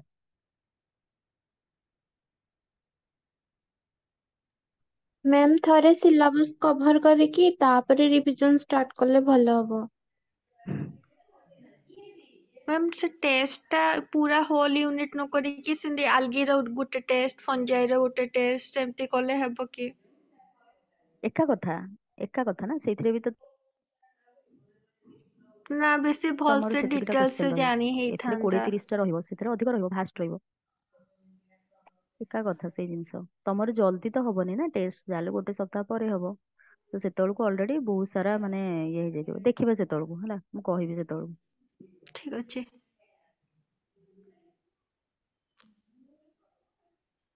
ତ ସେଇ ଅନୁସାରେ ଦେଖିବା ଆଉ। ନହେଲେ ତମମାନଙ୍କୁ ଯଦି ଅସୁବିଧା କିଛି ହଉଛି ତାହେଲେ କୁହ, ମତେ ଫ୍ରାଙ୍କଲି କୁହ। ଜଣେ ମତେ କହିଥିଲେ, ଆଉ କେତେ ଜଣଙ୍କ ଯଦି କିଛି ଅସୁବିଧା ଅଛି ମତେ କୁହ। ବୁଝି ହଉଛି ତ? ପାଠ ପଢା ବୁଝି ହଉଛି ତ? ହଁ ମ୍ୟାମ୍, ଆମକୁ ମାନେ କଣ୍ଟିନ୍ୟୁ କରିବାକୁ ପଡିବ। ମାନେ ଅଳ୍ପ ଇଏ କରିକି କିଛି କହିହବନି କି ହଁ ପ୍ରୋବ୍ଲେମ ହଉଛି ବୋଲି। ଆମେ କଣ୍ଟିନ୍ୟୁ କରିସାରିଲା ପରେ ହିଁ ପ୍ରୋବ୍ଲେମ ଆଇଡେଣ୍ଟିଫାଇ ହବ, ଯୋଉଟା କି ଆମେ ସଲ୍ଭ କରିପାରିବା। ମାନେ ଆଗକୁ ଆଗକୁ ଆମ ପାଖରେ ରିସୋର୍ସେସ୍ ବଢିବ, ଆପଣଙ୍କ ସହିତ ମାନେ ଇଣ୍ଟରାକ୍ସନ ବଢିବ, ତ ତାପରେ ଆମେ ଠିକ ହେଇପାରିବୁ। ତ ଅଳ୍ପ ଜିନିଷକୁ ନେଇକି ଆମେ ମାନେ କରିପାରିବୁନି ମ୍ୟାମ୍ କିଛି। କି ହଁ ଆମେ ଯଦି କହିଦବୁ କି ଏବେ ପ୍ରୋବ୍ଲେମ ହଉଛି ବୋଲି, ଆମ ପାଖେ ତ କିଛି ନାହିଁ। ଆମେ କଣ ପ୍ରୋବ୍ଲେମ, ଆପଣ ଯୋଉଟା ପଢଉଛନ୍ତି ସେଇଟା 100% ପଢଉଛନ୍ତି, ବାସ୍ ଆମକୁ ରିଭିଜନ ମାରିବାର ଅଛି। ବାସ୍ ସେଇ କଥା ମୁଁ କହୁଛି କି ଏବେ ଏବେ ଯେତିକି ଅଛି ଏବେ ତ କୁହ ନା, ସବୁ କ୍ଲାସ ରେ କହିବ କି କୋଉଟା ପ୍ରୋବ୍ଲେମ ହେଲା ସେଟା ରହିବନି। ମୁଁ ସେଇ କଥା ପଚାରୁଛି, ଆଜି ଯାହା ପଢା ହେଲା କି ପୂର୍ବରୁ ଯାହା ପଢା ହେଲା ତମେ ମ୍ୟାମ୍ ସେଟା ପ୍ରିଭିୟସ୍ କହିବ। କ୍ଲାସର ଆଜ୍ଞା ମ୍ୟାମ୍, ପ୍ରିଭିୟସ୍ କ୍ଲାସରେ ଯୋଉ ସେକ୍ସୁଆଲ ରିପ୍ରଡକ୍ସନ ଆମେ ପଢିଥିଲେ, ସେଥିରେ ହୁଁ ଯୋଉ ଫ୍ୟୁଜନ ହଉଛି, ଗୋଟେ ସର୍ଟ କୋଶ୍ଚିନ୍ ଏମିତି ଆସିପାରିବ କି ଯେ ମାନେ ଟ୍ରାଇକୋସ୍ପୋରିକ ଏସିଡ ନା କଣ, ଯୋଉଟା ଫ୍ୟୁଜନ ପାଇଁ ଦରକାର ହଉଛି। ଫ୍ୟୁଜନ ଅଫ ଗ୍ୟାମେଟାନଜିଆ ଟୁ ଫର୍ମ ଦ ଜାଇଗୋସ୍ପୋର, ମାନେ ମ୍ୟୁକସ ଯୋଉଟା ପଢିଥିଲେ ମ୍ୟାମ୍। ହୁଁ ମ୍ୟୁକରରେ କହୁଛ ତ, ମାନେ ଏସିଡ ଗୋଟେ ହେଲ୍ପ ହଁ, କରୁଛି। ଟ୍ରାଇକୋସ୍ପୋରିକ ଏସିଡ ଟା ମାନେ ଯୋଉ ଫ୍ୟୁଜନ, ହଁ ଯୋଉ ଜାଇଗୋସ୍ପୋର ଟା କ୍ରିଏସନ ହଉଛି, ତ ମାନେ ରେସପନସିବୁଲ ହଉଛି ଟ୍ରାଇକୋସ୍ପୋରିକ ଏସିଡ ଟା ଫ୍ୟୁଜନ ପାଇଁ। ସେଇଟା ହଉଛି ଯେ, କିନ୍ତୁ ସେଟା ଯଦି ଦରକାର ଜାଇଗୋମାସିଟିସ ନାହିଁ। ପଡିବ ସେଟା ମ୍ୟୁକର ରେ ଖାଲି ହଉଛି, ସବୁଠି ହଉନି ନା, ତ ସେଇଟା ନାଇଁ ନାଇଁ ମ୍ୟାମ୍, ସେଇଟା କମନ କୋଶ୍ଚେନ। ଆଜ୍ଞା, ମୁଁ କହୁଛି ସେଇଟା ଆମର ମାନେ ନିଡି ଅଛି କି ନା ନାଇଁ, ସେମିତି ଆପଣ ଯୋଉ ନା ଯେତିକି ନା ସେମିତି କିଛି ନିଡି ନାହିଁ ସେଟା। ତମର ଆଜ୍ଞା ମେନ୍ ହେଲା ଯୋଉଟା କମନ, ଯୋଉଟା ସେଇ ପାର୍ଟ ହିଁ ଆସିବ। ଯୋଉଟା କମନ ପାର୍ଟ ତମେ ଆସିବ, ତମେ ପୂର୍ବରୁ ବି ଦେଖ ଏତେ ମାନେ ଡିପଲି ସେ ପକଉନି। ଏତେ ଆଜ୍ଞା ଡିପଲି ପକଉନି, ତମକୁ ବେସିକ କୋଶ୍ଚେନ ପକେଇବା ଆଉ ସେଇଠି ତମକୁ ମାନେ କନଫ୍ୟୁଜନ କରିବ। SSB ର ଫଣ୍ଡା ହେଲା ସେୟା, କି ସେ ଡାଇରେକ୍ଟଲି କୋଶ୍ଚେନ ପକେଇବ କିନ୍ତୁ ତମକୁ କନଫ୍ୟୁଜିଂ କରି ପକେଇବ। ଆଜ୍ଞା ମାନେ ସେଇ ଜିନିଷଟା ଜାଣିବା ପାଇଁ ମାନେ ଆପଣ ଯେତିକି ମ୍ୟାଟେରିଆଲ ପ୍ରୋଭାଇଡ କରୁଛନ୍ତି ବାସ୍ ତାକୁ ଆମେ ରିଭିଜନ ମାରିକି ଜଷ୍ଟ କଣ୍ଟିନ୍ୟୁ କରିକି ତାକୁ ଆଗକୁ ଯିବା। ରିଭିଜନ ଆଜ୍ଞା କର ତ ମୁଁ ଯୋଉ କହିଥିଲି ପିଜି କ୍ୱେଶ୍ଚନ କରିବା ପାଇଁ ତାକୁ ଟିକେ ଅଧିକ କର। ଆଜ୍ଞା ଆଜ୍ଞା ପିଜି କ୍ୱେଶ୍ଚନ କହିଥିଲି ସବୁ ୟୁନିଭର୍ସିଟିର ବାହାର ୟୁନିଭର୍ସିଟି ବି କରିପାରିବ ଅଲରେଡି ୟୁଟ୍ୟୁବରେ ଅଛି କି ତାପରେ ସବୁଥିରେ ଅଛି ତ ତାକୁ ଟିକେ ଟିକେ କର। ମାନେ ପିଜି କ୍ୱେଶ୍ଚନ କୁ ଆଉ ନେକ୍ସଟ ହେଲା ତମର ଯେମିତି ହେଲା ଆମର ଓଡିଶାରେ ହଉଛି ଯୋଉଟା କହିଲି ସିୟୁଇଟି ହଉଛି ଯୋଉଟା ସବୁ ୟୁନିଭର୍ସିଟି ମିଶିକି ଯୋଉ କରୁଛନ୍ତି ସବୁ ବର୍ଷ ଏଇ 2-3 ବର୍ଷ ହେଲା ହେଲାଣି ତ ସେଇ କ୍ୱେଶ୍ଚନ କୁ କର ପ୍ରିଭିୟସ କ୍ୱେଶ୍ଚନ ବି କର ୟୁଟ୍ୟୁବରେ ଆଭେଲେବଲ ଅଛି ସେଇଟାକୁ ଟିକେ ଅଧିକ ଦେଖ ସେଇ କ୍ୱେଶ୍ଚନ ହିଁ ପଡେ ଆଉ କୋଉଠି ଆସିବ ସ୍ପେସିଆଲି ବେଶୀ ଆଜ୍ଞା ଦେଖ ଡାଇଭର୍ସିଟି ଏଇ ଡାଇଭର୍ସିଟି ପାର୍ଟ ଟାକୁ ବେଶୀ ଦେଖ ଆଉ ମଲେକୁଲାର ଏଇଟା ତ ହେଇଯିବ ସେଠୁ ଆଉ କିଛି ଏକ୍ସଟ୍ରା କ୍ୱେଶ୍ଚନ ଆସିବନି କିନ୍ତୁ ଏଇ ପାର୍ଟଟା ହେଲା ମେନ୍ ଏଇ ପାର୍ଟଟା ହେଲା ଭୁଲିବା ମାନେ ପାଠ ଜଲ୍ଦି ଭୁଲିଯିବ ଆକୁ ଯେତେ ଜଲ୍ଦି ପଢିବ ନା ଯେତେ ଜଲ୍ଦି ମନେ ରହିବ ଯେତେ ଜଲ୍ଦି ଭୁଲିଯିବ ଏଇ ପାର୍ଟକୁ ସେଇ ପାର୍ଟକୁ ଅଧିକ ରିଭିଜନ କରିବ ସେଇ ପାର୍ଟକୁ କମ ଟାଇମ ଦବ ମାନେ ପେପର 1 ଟାକୁ ତମେ ଅଧିକ ଫୋକସ କରିବ ଦେନ୍ ପେପର 2 ପେପର 2 ରେ ଯେତିକି ପାଠ ତମକୁ ଫୋକସ କରିବା ନାହିଁ ପେପର 1 ରେ ବେଶୀ ଫୋକସ କରିବ କାହିଁକିନା ଏଇଠୁ ଅଧିକ କ୍ୱେଶ୍ଚନ ଆସିବ କ୍ୱେଶ୍ଚନ ଅଧିକ ଆସିବ ଆଉ ଏଇଠି ହିଁ ତମେ କନଫ୍ୟୁଜନ ହବ କାହିଁକି ନା ସେମ ନା ଥିବ ସେମ ଜିନିଷ ଥିବ ନହେଲେ ତମେ କିଛିଟା ପାର୍ଟ ଭୁଲି ବି ଯାଇପାର ଏଇଟାକୁ ଯେତେ ରିଭିଜନ କରିବ ଯେତେ ଭଲସେ କରିବ ଏଇଟା ବେଟର ହବ ପେପର 1 ଆଉ ସମସ୍ତେ ପିଜି କ୍ୱେଶ୍ଚନ କୁ ଟିକେ କଲେକ୍ସନ କରିକି କର ପିଜି କ୍ୱେଶ୍ଚନ ସ୍ପେଶାଲି ଓଡିଶାର ହଉ ବା ନହେଲେ ବାହାର ୟୁନିଭର୍ସିଟି ଯୋଉଟା ସ୍ପେଶାଲି ବିଏଚୟୁ କରିବ ବିଏଚୟୁ କରିବ ଉତ୍ତରାଖଣ୍ଡ ଯୋଉ ଅଛି ତାର କରିବ ଉତ୍ତରାଖଣ୍ଡ ବିଏଚୟୁ ଆଉ ହେଲା ୟୁପି ବୋର୍ଡ ଆଉ ହେଲା ତମର ବନାରସ ଯୋଉ ଅଛି ତାକୁ କରିବ ଆଉ ହେଲା ତମର ଆମର ଏଇଟା ଯୋଉ ଆମର ଓଡିଶାର ଅଛି ଏତିକି କର ଏଇ କ୍ୱେଶ୍ଚନ ଟାକୁ ପ୍ରିଭିୟସ ଇୟର ଦେଖ ତାଙ୍କର ଯଦି ଲେକ୍ଚରସିପ ର ଦେଖୁଛ ଯଦି ତାକୁ ଦେଖ ନହେଲେ ଆମର ଏତିକି କ୍ୱେଶ୍ଚନ ଦେଖ ପ୍ରିଭିୟସ ଇୟର ଆଉ କିଛି ଦେଖିବା ଦରକାର ନାହିଁ ପ୍ରିଭିୟସ ଇୟର ତମର ଯୋଉ ଏବେ ଯୋଉ ରିସେଣ୍ଟ ହେଲା ଯୋଉ ଏସଏସବି ର ଯୋଉ ପିଜିଟି ହେଇଛି ଆଉ ଗୋଟେ ତମର ଏସଏସବି ଲେକ୍ଚରସିପ ହେଇଛି ସେ କ୍ୱେଶ୍ଚନ ତ ଅଲରେଡି ଥିବ କି ସେଇ କ୍ୱେଶ୍ଚନ କୁ ଦେଖିବ ସେ କ୍ୱେଶ୍ଚନ କରିସାରିଲା ପରେ ତମକୁ ଯୋଉ କହିଲି ପିଜି କ୍ୱେଶ୍ଚନ ବିଏଚୟୁ ର ବନାରସ ହିନ୍ଦୁ ୟୁନିଭର୍ସିଟି ଅଛି ତାର ଦିଟା କ୍ୱେଶ୍ଚନ କରିବ କୋଉଟା କରିବ ବଟନୀ କରିବ ପ୍ଲସ୍ ଏନଭାୟରମେଣ୍ଟ ସାଇନ୍ସ ଏଇ ଦିଟା କରିବ ଏନଭାୟରମେଣ୍ଟ ସାଇନ୍ସ ର ଇକୋଲୋଜି ପାର୍ଟଟା ଯୋଉଟା ଅଛି ସେଇ ପାର୍ଟକୁ କରିବ ସେଥିରୁ ବେଶୀ ପଲ୍ୟୁସନ ପାର୍ଟ କି ପାର୍ଟଟା ଦେଖାଇବ ସେଇ ପାର୍ଟଟା ଟିକେ ଦେଖିବ ଆଉ ହେଲା ତମର ବଟନୀ ଦିଟା ହୁଏ ନା ତାର ଏନଭାୟରମେଣ୍ଟ ସାଇନ୍ସ ବି ହୁଏ ତ ଏନଭାୟରମେଣ୍ଟ ସାଇନ୍ସକୁ ବି ତାର କ୍ୱେଶ୍ଚନ ଟିକେ ଦେଖିବ ଏଇ ଦିଟାକୁ ଦେଖିବ ଆଉ ହେଲା ତମର ନେକ୍ସଟ ହେଲା କୋଉଟା ତମର ୟୁପି ବୋର୍ଡ ୟୁପି ର ଦେଖିବ ତମର କୋଉଟା ୟୁପି ର ହେଲା ଲେକ୍ଚରସିପ ଏବେ ଯୋଉ ବାହାରୁଛି ତା ବର୍ଷ ଲେକ୍ଚରସିପ ବାହାରେ ତାର କ୍ୱେଶ୍ଚନ କୁ ଦେଖିବ ପ୍ଲସ ତାର ଯଦି ପିଜି କ୍ୱେଶ୍ଚନ ଯଦି ପାଉଛ ତାର ଦେଖିବ ଆଉ ହେଲା ଉତ୍ତରାଖଣ୍ଡ ଏଇ ଦିଟା ଏଇ ଏତିକି କ୍ୱେଶ୍ଚନ କୁ ସିଓର ଦେଖିକି ଆସିଥିବ ମାନେ ସବୁଦିନ ଆଟଲିଷ୍ଟ ତାର କ୍ୱେଶ୍ଚନ ବେଶୀ ନୁହଁ ଅଳ୍ପ ଅଳ୍ପ ପ୍ରାକ୍ଟିସ କର ବେଶୀ କରିବା ଦରକାର ନାହିଁ ଅଳ୍ପ ଅଳ୍ପ ପ୍ରାକ୍ଟିସ କର ଆଉ ପିଜି କ୍ୱେଶ୍ଚନ ଏତିକି କର ହେଲା, ତା ଭିତରେ କ୍ୱେଶ୍ଚନ ପଡିଯିବ ବେଶୀ ଆଉ ଆସିବନି ଆଉ ରହିଲା ତମର ମଲେକୁଲାର ପାର୍ଟ ମଲେକୁଲାର ହଉ ବା ପେପର 2 ରେ ଆଉ ଯୋଉଟା ରହିଲା ଟେକ୍ନିକାଲ ପାର୍ଟ ଅଛି ସେଇଟା ତ ତମକୁ ନିଜେ ପଢିକି କଲେ ବି ହେଇଯିବ ସେଟା ଆଉ ଏକ୍ସଟ୍ରା କିଛି ପଡିବନି କିନ୍ତୁ ଏଇ କ୍ୱେଶ୍ଚନ କୁ ତମକୁ ଦେଖିବାର ଅଛି ଭଲ ଭାବରେ ହେଲା ଆଉ ତମର ଦେଖିବା ନହେଲେ ମୁଁ ସାରଙ୍କୁ ପଚାରିକି କହିବି ପର ପାର୍ଟ ର ନହେଲେ ଟେଷ୍ଟ କରିବା ଆଉ ଆଲଗିର ଗୋଟେ ଫଙ୍ଗିର ଦିନେ ଗୋଟେ ଏମିତି କରିବା ଆଉ ପଚାରିକି କହିବି ହେଲା ସେଇ ଅନୁସାରେ ମ୍ୟାମ୍ କରିବା ହୁଁ ମ୍ୟାମ୍ ଆପଣ କହୁଥିଲେ ମୁଁ ଆକ୍ଚୁଆଲି ଅନମ୍ୟୁଟ ହେଇପାରିଲିନି ତ କହିପାରିଲିନି ଆପଣଙ୍କୁ ରିପ୍ଲାଏ ଦେଇପାରିଲିନି ହଁ ମ୍ୟାମ୍ ମୁଁ ଆକ୍ଚୁଆଲି ଏସଏସବି ଟିଜିଟି ରେ ଜଏନ୍ ହେଇଥିଲି ଜଏନ୍ ହେଇଥିଲ ନା ବାସ୍ ସେଇ କଥା ଆଜ୍ଞା ହିଁ ପଚାରୁଛି ଆଜ୍ଞା ଆଜ୍ଞା ତ ସେଇ କଥା କହୁଛି ତମର ସେଇଟା ପର ଆଲଗିର କରିବା ଆଉ ଦେଖିକି କରିବା ଆଉ ହେଲା ବେଶୀ କ୍ୱେଶ୍ଚନ ନ ଆଜ୍ଞା ହଉ ଅଳ୍ପ ଅଳ୍ପ କରି କରିବା ଆଉ ବେଶୀ କରିବାନି ଏବେ ତ ଟାଇମ ଅଛି ତମ ପାଖରେ ତ ଅଳ୍ପ ଅଳ୍ପ ସବୁବେଳେ ଟିକେ ଟିକେ ଟେଷ୍ଟ ଦବ ଆଉ ଆଜ୍ଞା କହିଦେବି ଯେ ଏଇ ସପ୍ତାହରେ ଏଇ ଟେଷ୍ଟ ଅଛି ତ ତମେ ତା ଆଗରୁ ପଢି ଦେଇଥିବ ସେତିକି ପାର୍ଟ ପଢିଦେଲ ସଣ୍ଡେରେ କି ଯୋଉ ଦିନ ହେଲେ ଟେଷ୍ଟ ଦେଇଦବ ଆଉ ମ୍ୟାମ୍ ଆଜ୍ଞା ଆଲଜିର ଯାହା ଅଛି ତାକୁ ମାନେ ସେ ଯୋଉ ରେକର୍ଡେଡ ଆଉ ଆପଣଙ୍କର ପ୍ରୋଭାଇଡ ନୋଟ ଯାହା ମାନେ ଆଭେଲେବୁଲ ଅଛି ରିସୋର୍ସେସରେ ତାକୁ କମ୍ପ୍ଲିଟ କରିଦବୁ ହଁ ସେତିକି ପଢିଦିଅ ଆଲଗିର ଆଉ କିଛି ନାହିଁ ମେନ୍ ହେଲା ଟିକେ ଦେଖିବ ଲାଇଫ ସାଇକେଲ ଟାକୁ କଣ କହୁଛି ଆଲଗିର ସ୍ପେସିଆଲ ହେଲା ତମର ସିଲାବସ ଅନୁସାରେ ମୁଁ ତମକୁ କହିଦଉଛି ସେତିକି ପାର୍ଟ ରୁ ହିଁ କ୍ୱେଶ୍ଚନ ଆସେ ସବୁବେଳେ ଆସିବ ସେଇଠୁ ତମ ସ୍ପେସିଆଲି ଆଲଗିରେ ଦେଖିବ ତମ ଥାଲସ ଅର୍ଗାନାଇଜେସନ ଯୋଉ ଅଛି ଫାଷ୍ଟ ଅଛି ଯୋଉ ଜେନେରାଲ କ୍ୟାରେକ୍ଟରିଷ୍ଟିକ ରେ କିଛି ନାହିଁ ଅର୍ଗାନାଇଜେସନ ଯୋଉ ସାଲସ ଅଛି ତାକୁ ଦେଖିବ ସେଲ ଷ୍ଟ୍ରକ୍ଚରରେ ଟିକେ ଦେଖିବ ତାପରେ ଆସିଲା ତମର ରିପ୍ରଡକ୍ସନ ରେ କିଛି ନାହିଁ ଅଲ୍ଟରନେସନ ଅଫ ଜେନେରେସନ କୋଉଟା କ୍ୱେଶ୍ଚନ ଆସିବ ସବୁବେଳେ କ୍ୱେଶ୍ଚନ ଆସିବ ମ୍ୟାମ୍ ଅଲ୍ଟରନେଟ ଆଉଥରେ ଟିକେ କହିଦିଅନ୍ତୁ ଟିକେ ଭଏସ ଅପଡାଉନ ହେଲା ତ ଟିକେ ଆଉଥରେ ମ୍ୟାମ୍ ଥାଲ ଷ୍ଟ୍ରକ୍ଚର ସେଠି ଶୁଭିଲାନି ମ୍ୟାମ୍ ଅର୍ଗାନାଇଜେସନ ଅଫ ଥାଲସ ବା ରେଞ୍ଜ ଅଫ ଥାଲସ ଷ୍ଟ୍ରକ୍ଚର ସେଇଟା ଦେଖିବ ସେଇଟା ଭଲସେ ପଢିବ। ଅଲ୍ଟରନେସନ ଅଫ ଜେନେରେସନ ପଢିବ, ସେଇଠୁ କ୍ୱେଶ୍ଚନ ଆସେ ସବୁବେଳେ। ଅଲ୍ଟରନେସନ ଅଫ ଜେନେରେସନ ପଢିବ, ଥାଲସ୍ ଅର୍ଗାନାଇଜେସନ ପଢିବ, ଇକୋନୋମିକ ଇମ୍ପୋର୍ଟାନ୍ସ କୁ ପଢିବ, ସେଇଟା ବହୁତ ଇମ୍ପୋର୍ଟାଣ୍ଟ। ତାପରେ ଆସିଯିବ ତମର ଯୋଉ ଲାଇଫ ସାଇକେଲ ଅଛି, କ୍ଲାମାଇଡୋମୋନାସ୍ ଆଉ ସ୍ପାଇରୋଗାଇରା। ସ୍ପାଇରୋଗାଇରାରୁ ଯେତିକି କ୍ୱେଶ୍ଚନ ଆସିବନି, କ୍ଲାମାଇଡୋମୋନାସ୍ ରୁ ବେଶୀ କ୍ୱେଶ୍ଚନ ଆସେ। ତ କ୍ଲାମାଇଡୋମୋନାସ୍ କୁ ତାର ସେଲ ଷ୍ଟ୍ରକ୍ଚର ଆଉ ତାର ରିପ୍ରୋଡକ୍ସନ, ଏଇ ଦିଟା ବହୁତ ଇମ୍ପୋର୍ଟାଣ୍ଟ, ଏଇ ଦିଟାକୁ ଦେଖିବ ହେଲା।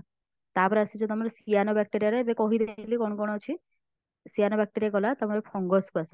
ଫଙ୍ଗସ ରେ ତାର ହେଲା ଜେନେରାଲ କ୍ୟାରେକ୍ଟର ଇମ୍ପୋର୍ଟାଣ୍ଟ। ଆଲଗିର ଜେନେରାଲ କ୍ୟାରେକ୍ଟର ଇମ୍ପୋର୍ଟାଣ୍ଟ ନୁହେଁ, ତମେ ଜାଣିଛ ଆଲଗିରେ କଣ ଅଛି, ଜେନେରାଲ କ୍ୟାରେକ୍ଟର ଏତେ ଇମ୍ପୋର୍ଟାଣ୍ଟ ନୁହେଁ, କିନ୍ତୁ ଜେନେରାଲ କ୍ୟାରେକ୍ଟର ଫଙ୍ଗସ ର ଇମ୍ପୋର୍ଟାଣ୍ଟ। ଫଙ୍ଗସ ର ଇମ୍ପୋର୍ଟାଣ୍ଟ, ସେଲ ଷ୍ଟ୍ରକ୍ଚର ବି ଇମ୍ପୋର୍ଟାଣ୍ଟ ଅଛି, ଏତେ ବି ନୁହେଁ। ତାପରେ ତମର ଯୋଉ ଅର୍ଗାନାଇଜେସନ ଅଫ ଥାଲସ୍ ଅଛି ଫଙ୍ଗସ ର, ସେଟା ସେଇ କ୍ୟାରେକ୍ଟରିଷ୍ଟିକ ଭିତରେ ଅଛି। ଆଉ ରିପ୍ରୋଡକ୍ସନ, ଅଲ୍ଟରନେସନ ଅଫ ଜେନେରେସନ ଏତେ ବି କିଛି ନାହିଁ। ଇକୋନୋମି ଇମ୍ପୋର୍ଟାନ୍ସ, ଫଙ୍ଗସ ର ଇକୋନୋମି ଇମ୍ପୋର୍ଟାନ୍ସ ବହୁତ ଇମ୍ପୋର୍ଟାଣ୍ଟ। ତାପରେ ଆସିଲା ତମର ଲାଇଫ ସାଇକେଲରେ ରାଇଜୋପୋସ, ମ୍ୟୁକର, ଏଇ ଦିଟାଙ୍କର ମ୍ୟୁକରରେ କହିଦେଇଛି। ରାଇଜୋପୋସ ର ବି ଲାଇଫ ସାଇକେଲ ଟା ଇମ୍ପୋର୍ଟାଣ୍ଟ, ତାର ରିପ୍ରୋଡକ୍ସନ ଟା ବେଶୀ।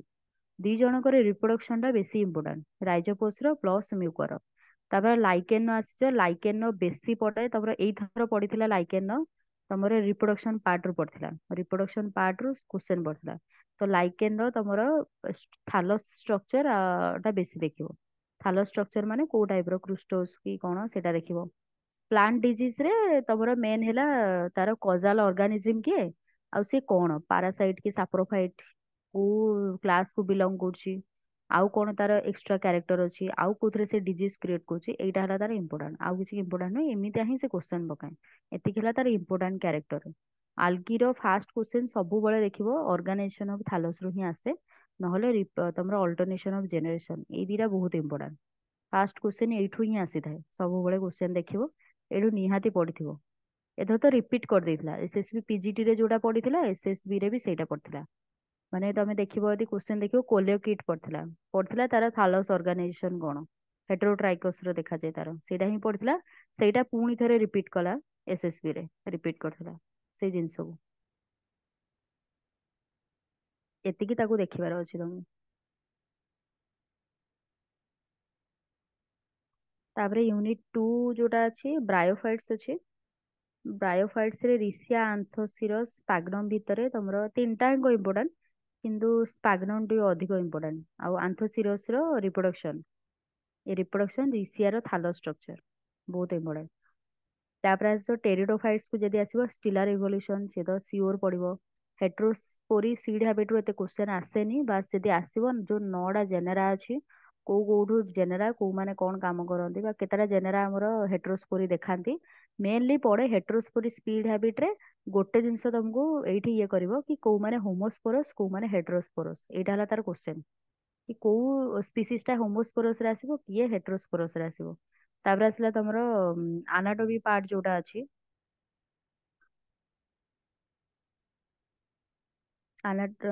କୁଆଡେ ଗଲା, ହଁ। ତାପରେ ଏଠି ହେଲା ତମର ସବୁଠାରୁ ଇମ୍ପୋର୍ଟାଣ୍ଟ, ତିନିଟା ଯାକ ଇମ୍ପୋର୍ଟାଣ୍ଟ, କିନ୍ତୁ ବେଶୀ ଇମ୍ପୋର୍ଟାଣ୍ଟ ହେଲା ତମର ମାର୍ସେଲିଆ। ମାର୍ସେଲିଆ ଆଉ ମାର୍ସେଲିଆର ଯୋଉ ଅଛି ସ୍ପୋରୋକାର୍ପ, ସ୍ପୋରୋକାର୍ପ ଅଛି, ତାର ଇଣ୍ଟରନାଲ ଆଉଟର ଷ୍ଟ୍ରକ୍ଚର ସେଇଟା। ଆଉ ରହିଲା ସିଲାଜିନ୍, ହେଲା ସିଏ ବି ଇମ୍ପୋର୍ଟାଣ୍ଟ। ସାଇଲୋଟମ୍ ବି ଇମ୍ପୋର୍ଟାଣ୍ଟ, ସାଇଲୋଟମ୍ ର ଥାଲସ୍ ଟା ବେଶୀ ଇମ୍ପୋର୍ଟାଣ୍ଟ, କିନ୍ତୁ ବେଶୀ ହେଲା ମାର୍ସେଲିଆ ସବୁଠାରୁ ଇମ୍ପୋର୍ଟାଣ୍ଟ। ତାପରେ ଆସିବ ଜିମ୍ନୋସ୍ପର୍ମ। ଜିମ୍ନୋସ୍ପର୍ମ ରେ ତମର ରିଜେମ୍ବଲ ଯୋଉ କ୍ୟାରେକ୍ଟର ଅଛି, ଟେରିଡୋଫାଇଟ୍ସ ସହିତ କଣ ସେ କ୍ୟାରେକ୍ଟର ରିଜେମ୍ବଲ ଦେଖଉଛି, ମାନେ ସେମ୍ ଟାଇପ ର କଣ ଦେଖଉଛି, କଣ କଣ ସେମ୍ ଏଲିମେଣ୍ଟ ଅଛି। ଆଞ୍ଜିଓସ୍ପର୍ମ ରେ କଣ ସେମ୍ ଦେଖଉଛି, ଜିମ୍ନୋସ୍ପର୍ମ ସହିତ କଣ ସେମ୍ ହେଇପାରିବ, କୋଉଟା ଡିଫରେନ୍ସ ଅଛି, ସେଇଟା ବେଶୀ କ୍ୱେଶ୍ଚନ ପଚାରେ। ଆଉ ରହିଲା ତମର ସାଇକାସ୍, ତ ଗୋଟିଏ ହିଁ ଦେଇଛି, ସାଇକାସ୍ ର କୋରାଲଏଡ୍ ରୁଟ୍ ପ୍ଲସ୍ ତାର ରିପ୍ରୋଡକ୍ସନ। ତାପରେ ଆସିବ ତମର ମର୍ଫୋଲୋଜି ପାର୍ଟ। ମର୍ଫୋଲୋଜି ପାର୍ଟ ରୁ କିଛି ବି ପକେଇବ, ତ ଏଥିରେ କୌଣସି ସିଲେକ୍ସନ ନାହିଁ। ମର୍ଫୋଲୋଜି ପାର୍ଟ ଟା ତମେ ପୁରା ପଢିକି ହିଁ ଯିବ, ତାର କିଛି ବି ସିଲେକ୍ସନ ନାହିଁ, କୋଉଟା ପଢିବ ତାର ଠିକ ବି ନାହିଁ। ଫାଲୋଟାକ୍ସି ରୁ ଆସିପାରେ, ଫ୍ଲୋରାଲ ଡାଇଗ୍ରାମ ରୁ ଆସିପାରେ, ଫାବାସି, ମାଲଭାସି, କ୍ରୁସିଫେରାଇ, ପୋଆସି, ଏମାନଙ୍କର ବି କିଛି ବି ଆସିପାରେ। ପୋଆସି ବେଶୀ ପଡେ, ବେଶୀ ପୋଆସି ବେଶୀ ପଡେ। ତାପରେ ଆସିବ ମାଲଭାସି, ତାପରେ ଫାବାସି, କ୍ରୁସିଫେରାଇ, ପୋଆସି ଟା ଅଧିକ ପଡେ। ତାପରେ ଆସ ଆନାଟୋମି। ଆନାଟୋମିରେ ତମର ବେଶୀ ହେଲା ସେକେଣ୍ଡାରୀ ଗ୍ରୋଥ, ଆନାମୋଲ ସେକେଣ୍ଡାରୀ ଗ୍ରୋଥ ଯୋଉଟା, ସେଟା ବେଶୀ ପଡିବ। ତାପରେ ଆଞ୍ଜିଓସ୍ପର୍ମ ରେ ବହୁତ ସହଜ ଅଛି, ବେଶୀ କିଛି ପଡେନି, ବହୁତ କମ। ଆଞ୍ଜିଓସ୍ପର୍ମ ଯୋଉ ଏମ୍ବ୍ରିଓଲୋଜି ଅଛି, ଏମ୍ବ୍ରିଓରେ ଏଣ୍ଡୋସ୍ପର୍ମ ପଚାରେ, ନହେଲେ ତମକୁ ଡାଇରେକ୍ଟ କ୍ୱେଶ୍ଚନ ପଚାରିବ, ଏଠି କିଛି ବୁଲେଇବନି, ଡାଇରେକ୍ଟ କ୍ୱେଶ୍ଚନ ପଚାରିବ। ସେକ୍ସୁଆଲି ଇନକମ୍ପାଟିବିଲିଟି ଏଇଟା ଗୋଟେ ଇମ୍ପୋର୍ଟାଣ୍ଟ, ନହେଲେ ଆଉ ସବୁ ଜିନିଷ ତମେ ସହଜ ଲାଗିବ। Seed development, types of seed, ଏଇଟା ଏତେ ଇମ୍ପୋର୍ଟାଣ୍ଟ ନୁହେଁ, ଚଳିବ। କିନ୍ତୁ ଇକୋଲୋଜି ପାର୍ଟକୁ ସ୍କିପ୍ କରିପାରିବନି, ଇକୋଲୋଜିରୁ କ୍ୱେଶ୍ଚନ ଆସେ ହିଁ ଆସେ। ହାଇଡ୍ରୋଫାଇଟ୍, ଜେରୋଫାଇଟ୍, ଟେରୋ ଯୋଉ ତମର ଅଛି ସେଇଟା, ପ୍ଲାଣ୍ଟ ସକ୍ସେସନ, ହାଇଡ୍ରୋଜିଓର, ଜେରୋଜିଓର, ବାୟୋଜିଓ କେମିକାଲ ସାଇକେଲ କ୍ୱେଶ୍ଚନ ଆସେ ଏଠୁ, କିନ୍ତୁ ବହୁତ କମ୍। କିନ୍ତୁ ହାଇଡ୍ରୋଜିଓର, ଜେରୋଜିଓର ନିହାତି କ୍ୱେଶ୍ଚନ, ସେଠୁ ନିହାତି ଗୋଟେ ତାର ଯୋଉ ଷ୍ଟେଜ ଅଛି, ହାଇଡ୍ରୋଜିଓର ଷ୍ଟେଜ କଣ କଣ ଅଛି, ଯୋଉ 6-7ଟା ଷ୍ଟେଜ ଅଛି, ଜେରୋଜିଓର ଷ୍ଟେଜ କଣ କଣ ଅଛି, ସେଇଠୁ ପଡିଯିବ କ୍ୱେଶ୍ଚନ। ଇକୋସିଷ୍ଟମ, ମେଜର ଇକୋସିଷ୍ଟମ, ଏଇଟା ତମର ଇକୋସିଷ୍ଟମରେ ବେଶୀ ତମକୁ ଏକ୍ସାମ୍ପଲ ପକାଏ, ମାନେ ଇଏ କୋଉ ଟାଇପର ଇକୋସିଷ୍ଟମ ଦେଖାଯିବ। ତାପରେ ତମର pollution soil water pollution control ମେଜରରେ ନା ଏଠି ଡିଜିଜ ବେଶୀ ପକେଇଦିଏ। କୋଉ ଡିଜିଜ ଟା ଆମର ଦେଖାଯାଏ, ଏଇ ଡିଜିଜ ଟା କୋଉ ଏୟାର ପଲ୍ୟୁସନ ନା ୱାଟର ପଲ୍ୟୁସନ, ନହେଲେ ତା ଏମିତିଆ ହିଁ ପକାଏ, ନହେଲେ ତାର ପଲ୍ୟୁଟାଣ୍ଟ, କୋଉ କୋଉ ପଲ୍ୟୁଟାଣ୍ଟ ଅଛି ନା ତାର। ତାପରେ ଯଦି ମୁଁ ପେପର 2 କଥା କହିବି, ତମର ଭାଇରସର ହେଲା ତାର ମେନ୍ ହେଲା ତାର ଜେନେରାଲ କ୍ୟାରେକ୍ଟର ଆଉ ମଲ୍ଟିପ୍ଲିକେସନ କଣ କରେ। ତାପରେ ଆସ ବ୍ୟାକ୍ଟେରିଆ ଫେଜ୍, ଏଇଟା ତ ପୁରା ଇମ୍ପୋର୍ଟାଣ୍ଟ, ଲାଇଟିକ୍ ଲାଇସୋଜେନିକ ସାଇକେଲ ଦିଟାଙ୍କ ଇମ୍ପୋର୍ଟାଣ୍ଟ। ତାର ମେନ୍ ହେଲା ତାର ଲାଇଫ ସାଇକେଲ, ଲାଇସୋଜେନିକ ଆଉ ହେଲା ଲାଇଟିକ୍ ଲାଇଫ ସାଇକେଲ। ତମର ଯୋଉ ଅଛି ଆର୍କେ ବ୍ୟାକ୍ଟେରିଆ, ଏଥିରେ ସେଲ ଷ୍ଟ୍ରକ୍ଚର ଟାଇପ୍ସ ଇଏ ଏତେ ଇମ୍ପୋର୍ଟାଣ୍ଟ ନୁହେଁ। ଆର୍କେ ବ୍ୟାକ୍ଟେରିଆ, ୟୁ ବ୍ୟାକ୍ଟେରିଆ କିନ୍ତୁ ଇମ୍ପୋର୍ଟାଣ୍ଟ। ତାର ଯୋଉ ଅଛି ଟ୍ରାନ୍ସଫର୍ମେସନ, କଞ୍ଜୁଗେସନ, ଟ୍ରାନ୍ସଡକ୍ସନ, ଯୋଉଟା ହେଲା ତାର, ଯୋଉଟା ଆମେ ସେକ୍ସୁଆଲ ରିପ୍ରଡକ୍ସନ କହିପାରିବା, ନହେଲେ ତାକୁ ଜେନେଟିକ ରିକମ୍ବିନେସନ, ସେଇଟା ହେଲା ଇମ୍ପୋର୍ଟାଣ୍ଟ, ସେଠୁ କ୍ୱେଶ୍ଚନ ଆସେ। ସେଲ୍ ବାୟୋଲୋଜି ଆସିଛ, ସେଲ୍ ବାୟୋଲୋଜି ଡାଇରେକ୍ଟ କ୍ୱେଶ୍ଚନ ପଡେ। ତାର ଫଙ୍କସନ କଣ, ନହେଲେ କିଛି ଗୋଟେ ପାର୍ଟିକଲ ମାଇଟୋକଣ୍ଡ୍ରିଆ ଭିତରେ F0F1 ପାର୍ଟିକଲକୁ ଆଉ କଣ କୁହାଯାଏ, ଅଦର ନେମ୍ କିଏ, ବେଶୀ ମାନେ ସାଇଣ୍ଟିଷ୍ଟ ନେମ୍ ସବୁ ସେଲ୍ ବାୟୋଲୋଜିରୁ ହିଁ ପଚାରେ। କିଏ ସେଲ୍ ବାୟୋଲୋଜିରେ କିଏ ଡିସ୍କଭର କରିଥିଲେ, କଣ ହେଇଥିଲା, ଏମିତି ହିଁ ପଡେ, ବେଶୀ କିଛି ନାହିଁ। ସେଲ୍ ସାଇକେଲ ଇମ୍ପୋର୍ଟାଣ୍ଟ, ସେଲ୍ ସାଇକେଲରୁ ନିହାତି ଗୋଟେ କ୍ୱେଶ୍ଚନ ଥୁଆ ହେଇଥିବ ତମର। ସେଲ୍ ସାଇକେଲ, ମାଇଟୋସିସ୍, ମେయోସିସ୍ ନିହାତି କ୍ୱେଶ୍ଚନ ଥୁଆ ହବ। ତାପରେ ଆସ ଜେନେଟିକ୍ସରେ ତମକୁ କହିଦେଇଛି ଅଲରେଡି। ତମର ଯୋଉ ଇଣ୍ଟରାକ୍ସନ ଅଫ ଜିନ୍ ଅଛି, ଜିନ୍ ଇଣ୍ଟରାକ୍ସନରେ ଯେତିକି ଜିନ୍ ଅଛନ୍ତି ତାଙ୍କର କଣ କଣ ରହିଲା, ସପ୍ଲିମେଣ୍ଟାରୀ କମ୍ପ୍ଲିମେଣ୍ଟାରୀ ଯୋଉ ଜିନ୍ ଅଛନ୍ତି ତାଙ୍କ ଭିତରେ କେତେ ରେସିଓ ଅଛି, ସେ ଯୋଉ ରେସିଓ ଗୁଡା ବହୁତ ଇମ୍ପୋର୍ଟାଣ୍ଟ। ତାକୁ ଗୋଟେ ଖାତାରେ ଲେଖିଦବ, ଯେତେବେଳେ ପଢିଲା ବେଳେ କହିବି, ଏଇଟା ଖାତାରେ ଲେଖିଦବ ଡାଇରେକ୍ଟଲି, ସେଇଟା ପଡେ ବେଶୀ। ଆଉ ଏକ୍ସଟ୍ରା ନ୍ୟୁକ୍ଲିୟର ଇନହେରିଟାନ୍ସ ବା ତମର ଯୋଉଟା ମ୍ୟାଟର୍ନାଲ ଇଫେକ୍ଟ, ସେଇଟା ବି ଇମ୍ପୋର୍ଟାଣ୍ଟ। ଡିଏନଏ ର ଡ୍ୟାମେଜ ରିପେୟାର, ଏଇଟା ଆରଥର ବୋଧେ ନଥିଲା, ଏଇଟା ପଢା ହବ ତମର ଏଥର, ଡିଏନଏ ଡ୍ୟାମେଜ ରିପେୟାର। ଆଉ ରହିଲା ତମର ପ୍ଲଏଡି ରୁ ସିଓର କ୍ୱେଶ୍ଚନ ଆସିବ, ଏଇଟା ବି ବୋଧେ ପଢାଯିବ ତମର। କ୍ରପ ଇମ୍ପ୍ରୁଭମେଣ୍ଟ, ଏଇଟା ମ୍ୟୁଟେସନ ରୁ ବି କ୍ୱେଶ୍ଚନ ଆସେ, ଏଇଟା କୋଉ ଟାଇପର ମ୍ୟୁଟେସନ, ଡାଇରେକ୍ଟ କ୍ୱେଶ୍ଚନ ମ୍ୟୁଟେସନ ଆସେ। ତମର ଡିଏନଏ ଡ୍ୟାମେଜ ରିପେୟାର, ଏଇଟା ତମର ପଢାଯିବ। ଆଉ ହେଲା ଏକ୍ସଟ୍ରା ନ୍ୟୁକ୍ଲିୟର ଇନହେରିଟାନ୍ସ ରୁ ବି ପଡେ, ଯୋଉଟା ମ୍ୟାଟର୍ନାଲ ଇଫେକ୍ଟ। ଆଉ ନେକ୍ସଟ ଆସିଲା ତମର ମଲେକୁଲାର ବାୟୋଲୋଜି, ଏଠି ତ କ୍ୱେଶ୍ଚନ ଆସିବ ହିଁ ଆସିବ। ତମର ବେଶୀ ପଡେ, ବେଶୀ ଟ୍ରାନ୍ସଲେସନ, ଟ୍ରାନ୍ସକ୍ରିପ୍ସନ, ପ୍ରୋକାରିଓଟିକ ୟୁକାରିଓଟିକ ଭିତରେ ତମକୁ ଡାଇରେକ୍ଟଲି ପଚାରେ। ଏଥିରେ କିଛି ବୁଲେଇବନି, ଏଥିରେ ଡାଇରେକ୍ଟ କ୍ୱେଶ୍ଚନ ପଚାରିବ। ପ୍ଲାଣ୍ଟ ବାୟୋଟେକ୍ନୋଲୋଜିରେ ସେମିତି କିଛି ନାହିଁ, ମାନେ ଏତେ ଇମ୍ପୋର୍ଟାଣ୍ଟ ନୁହେଁ। ପ୍ରୋଟୋପ୍ଲାଷ୍ଟ ଫ୍ୟୁଜନ ଯୋଉଟା ବା ଆଇସୋଲେସନ, ଏଇଟା ବେଶୀ ଇମ୍ପୋର୍ଟାଣ୍ଟ ଅଛି। ଆଉ ସୋମାଟିକ ହାଇବ୍ରିଡାଇଜେସନ, ଏଇଟା ଇମ୍ପୋର୍ଟାଣ୍ଟ। ट्रांसजेनिक जो प्लांट अच्छे agrobacterium mediated gene transport direct transport, एटा एग्रोबैक्टीरियम टा इंपोर्टेंट। डायरेक्ट ट्रांसपोर्ट तुमको पचारिबो कि कौन एटा डायरेक्ट ट्रांसपोर्ट ना इनडायरेक्ट ट्रांसपोर्ट, माने गोटे मेथड दे देथिबो, जीन गन मेथड बा जो बालिस्टिक मेथड, एई टाइप रो मेथड को तुमको पचार देबो, एटा को मेथड रे जाउची, माने डायरेक्ट ना तुमको को मीडिएटेड मेथड एमती पचारिबो। तापर आसे तुमरो रेजिस्टेंट ट्रांसजेनिक प्लांट, एते भी इंपोर्टेंट है। प्लांट फिजियोलॉजी तो पूरा इंपोर्टेंट, एटू पढ़िबो ही पढ़िबो। Water relation, plant cell absorption water, transpiration question आसीबो, फ्लोएम ट्रांसपोर्ट, फ्लोएम रो लोडिंग अनलोडिंग से क्वेश्चन। प्लांट बायोकेमिस्ट्री रे photosynthesis, enzyme, photo respiration, nitrogen maintenance, चारटा को सब important. Plant biochemistry, plant growth regulator direct question आसीबो तुमको, जोड़ा तुमको ऑक्सीजन जिबोलिन तार फिजियोलॉजिकल एक्टिविटी कौन कौन से इफेक्ट देखाए, प्लस ता सहित आउ कौन तार डिस्कवरी ऑक्सीजन नो बेसी पचारे, सिंथेटिक कोटा आउ तमरो नेचुरल ऑक्सीजन बेसी पचारे सेटा। आउ समस्तंकर जिबोलिन रो बेसी हला तार जिबोलिन, साइटोकाइनिन, एमानकर फंक्शन प्लस तांकर हिस्ट्री, केबे केबे डिस्कवरी हेतला, किए करथिला, कोन काम थिला। ऑक्सीजन नो भी सेम डिस्कवरी भी। फोटो पीरियोडिज्म, फर्नालाइजेशन डायरेक्ट पचारे, फोटो पीरियोडिज्म फर्नालाइजेशन बेसी इंपोर्टेंट, फोटो पीरियोडिज्म भी डायरेक्ट पचारे। एति की पूरा पूरी कहिदेली इंपोर्टेंस कोन कोन अछि आ भितरे, जेति की अछि इंपोर्टेंस माने तुम पढिले भी हेइ जिवो, एते भी किछि माने डिफिकल्ट नाही, देखिबो यदि किछि भी डिफिकल्ट नाही। ହେଲା। ହଉ, ନେକ୍ସଟ କ୍ଲାସକୁ ଆମର ପଢିବା କୋଉଟା ତମର ଲାଇକେନ୍ ଷ୍ଟାର୍ଟ କରିବା ହେଲା। ଲାଇକେନ୍ ସରିଲା ପରେ ତାପରେ ପ୍ଲାଣ୍ଟ ପାଥୋଲୋଜିକୁ ଯିବା। ପ୍ଲାଣ୍ଟ ପାଥୋଲୋଜି ମୁଁ ଆଉଥରେ ପଢେଇବି ହେଲା। କ୍ଲାସ ଅଫ୍ କରିବା। Yes ma'am, thank you. ହଉ।